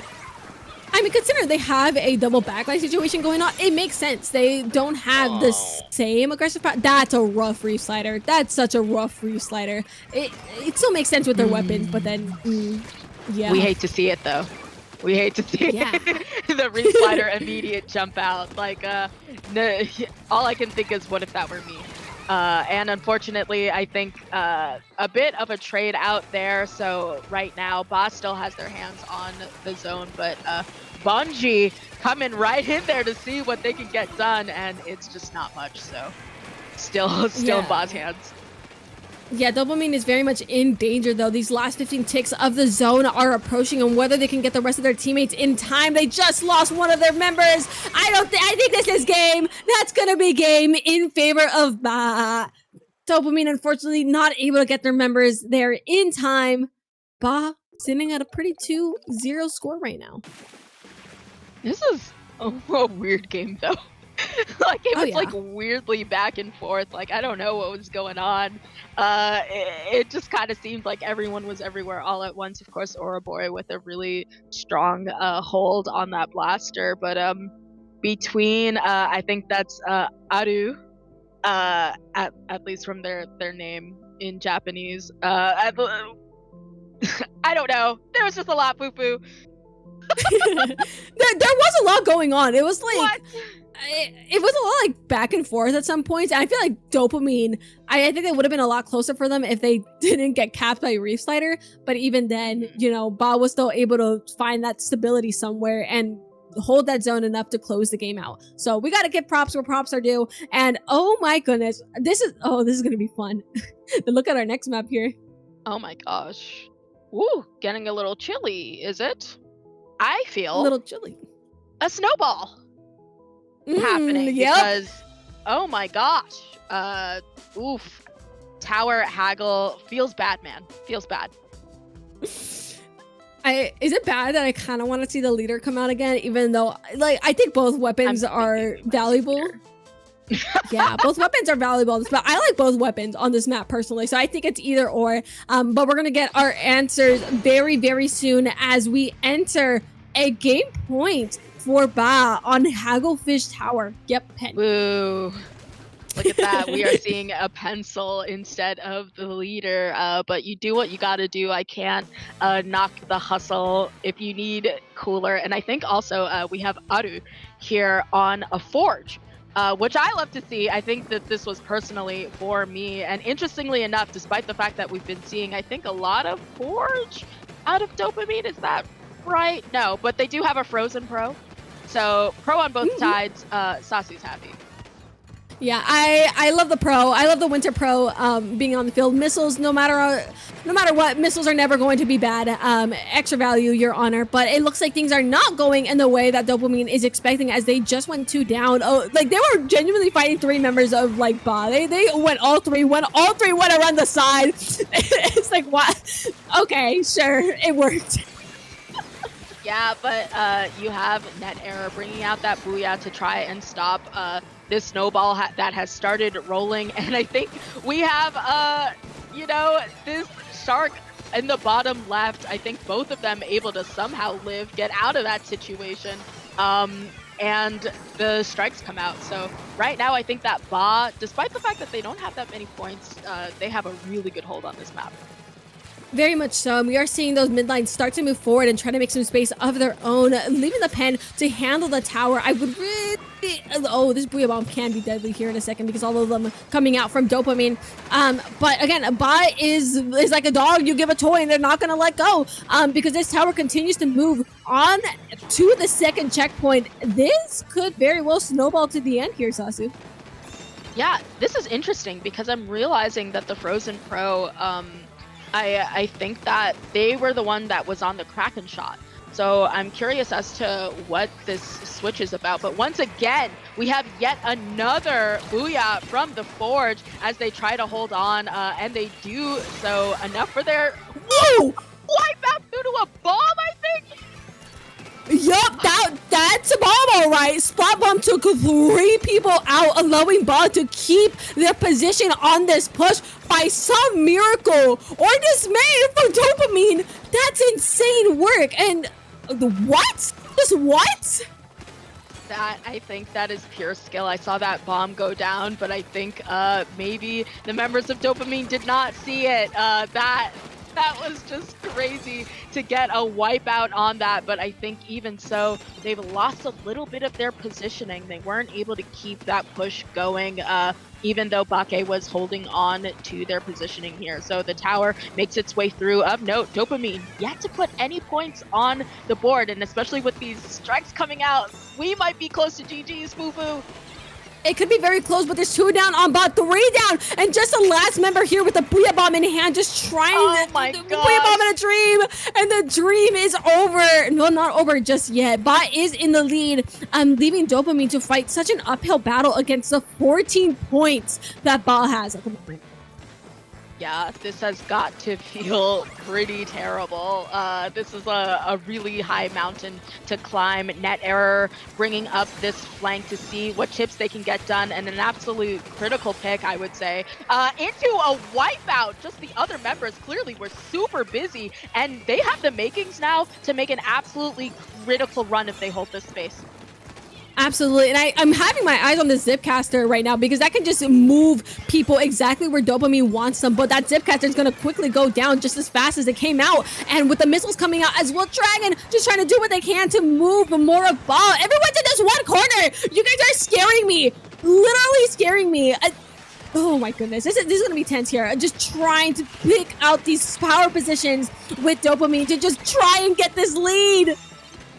Oh my gosh, but they are maybe losing these critical fights. Of course, the tower keeps going, so maybe it doesn't matter so much, but a lock-in, they are going to keep going. But I think that Bake able to chip out several members of Dopamine, ending their stellar run down to a 28. But yeah, fighting is still continuing, but we'll see. They only have 30 seconds left. 30 seconds to just do the, well, not so much impossible. We saw how close they were able to get. Obviously, I really want to see this match continue, so I'm kind of hoping Dopamine lock in, get some more points on the board. I would love to see this amazing set keep going, and it looks like it might be possible as they're just trying to fight, able to take 2 members off of Ba, only losing one on their own in the process, but that Booyah Bomb already ready on this pro. This might be game. Yeah, I think we have that GG Booyah from Adu waiting, and with 2 of their members coming out, that is going to be the Booyah along with the strike. They have GG'd the tower into oblivion, and there is just nothing that Dopamine can do at that point. That will be a clean sweep in Grand Finals, 3-0 to Ba.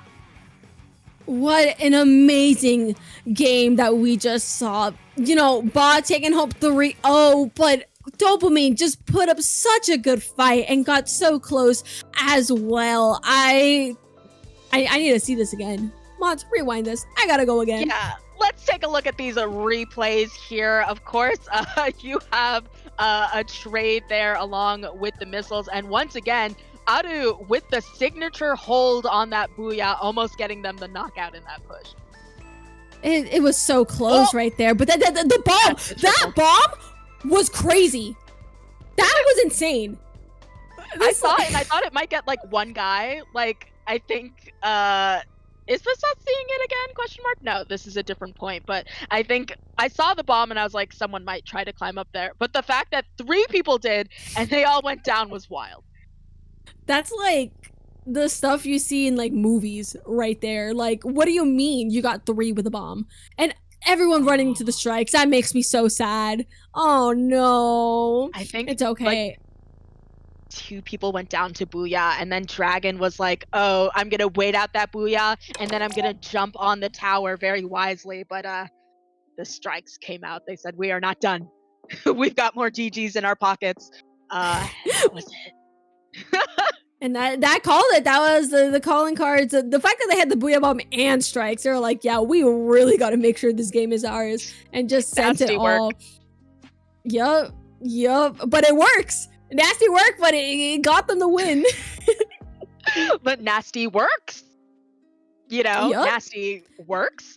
But yeah, that is going to be Grand Finals. Congratulations to Ba, and I think that'll also be it from both of us, Fufu. But I'm so glad I've been able to get on the mic with you. This was so much fun.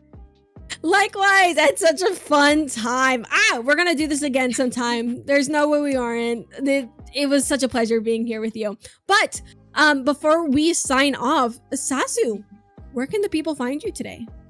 Of course, you can find me at Satsu in your pants on basically any social media. SASUIN, the letters UR pants, if you currently have this open in another tab. And also, I'll be at Riptide passing out some stickers. So feel free to find me. I will probably be wearing something obnoxious in pink.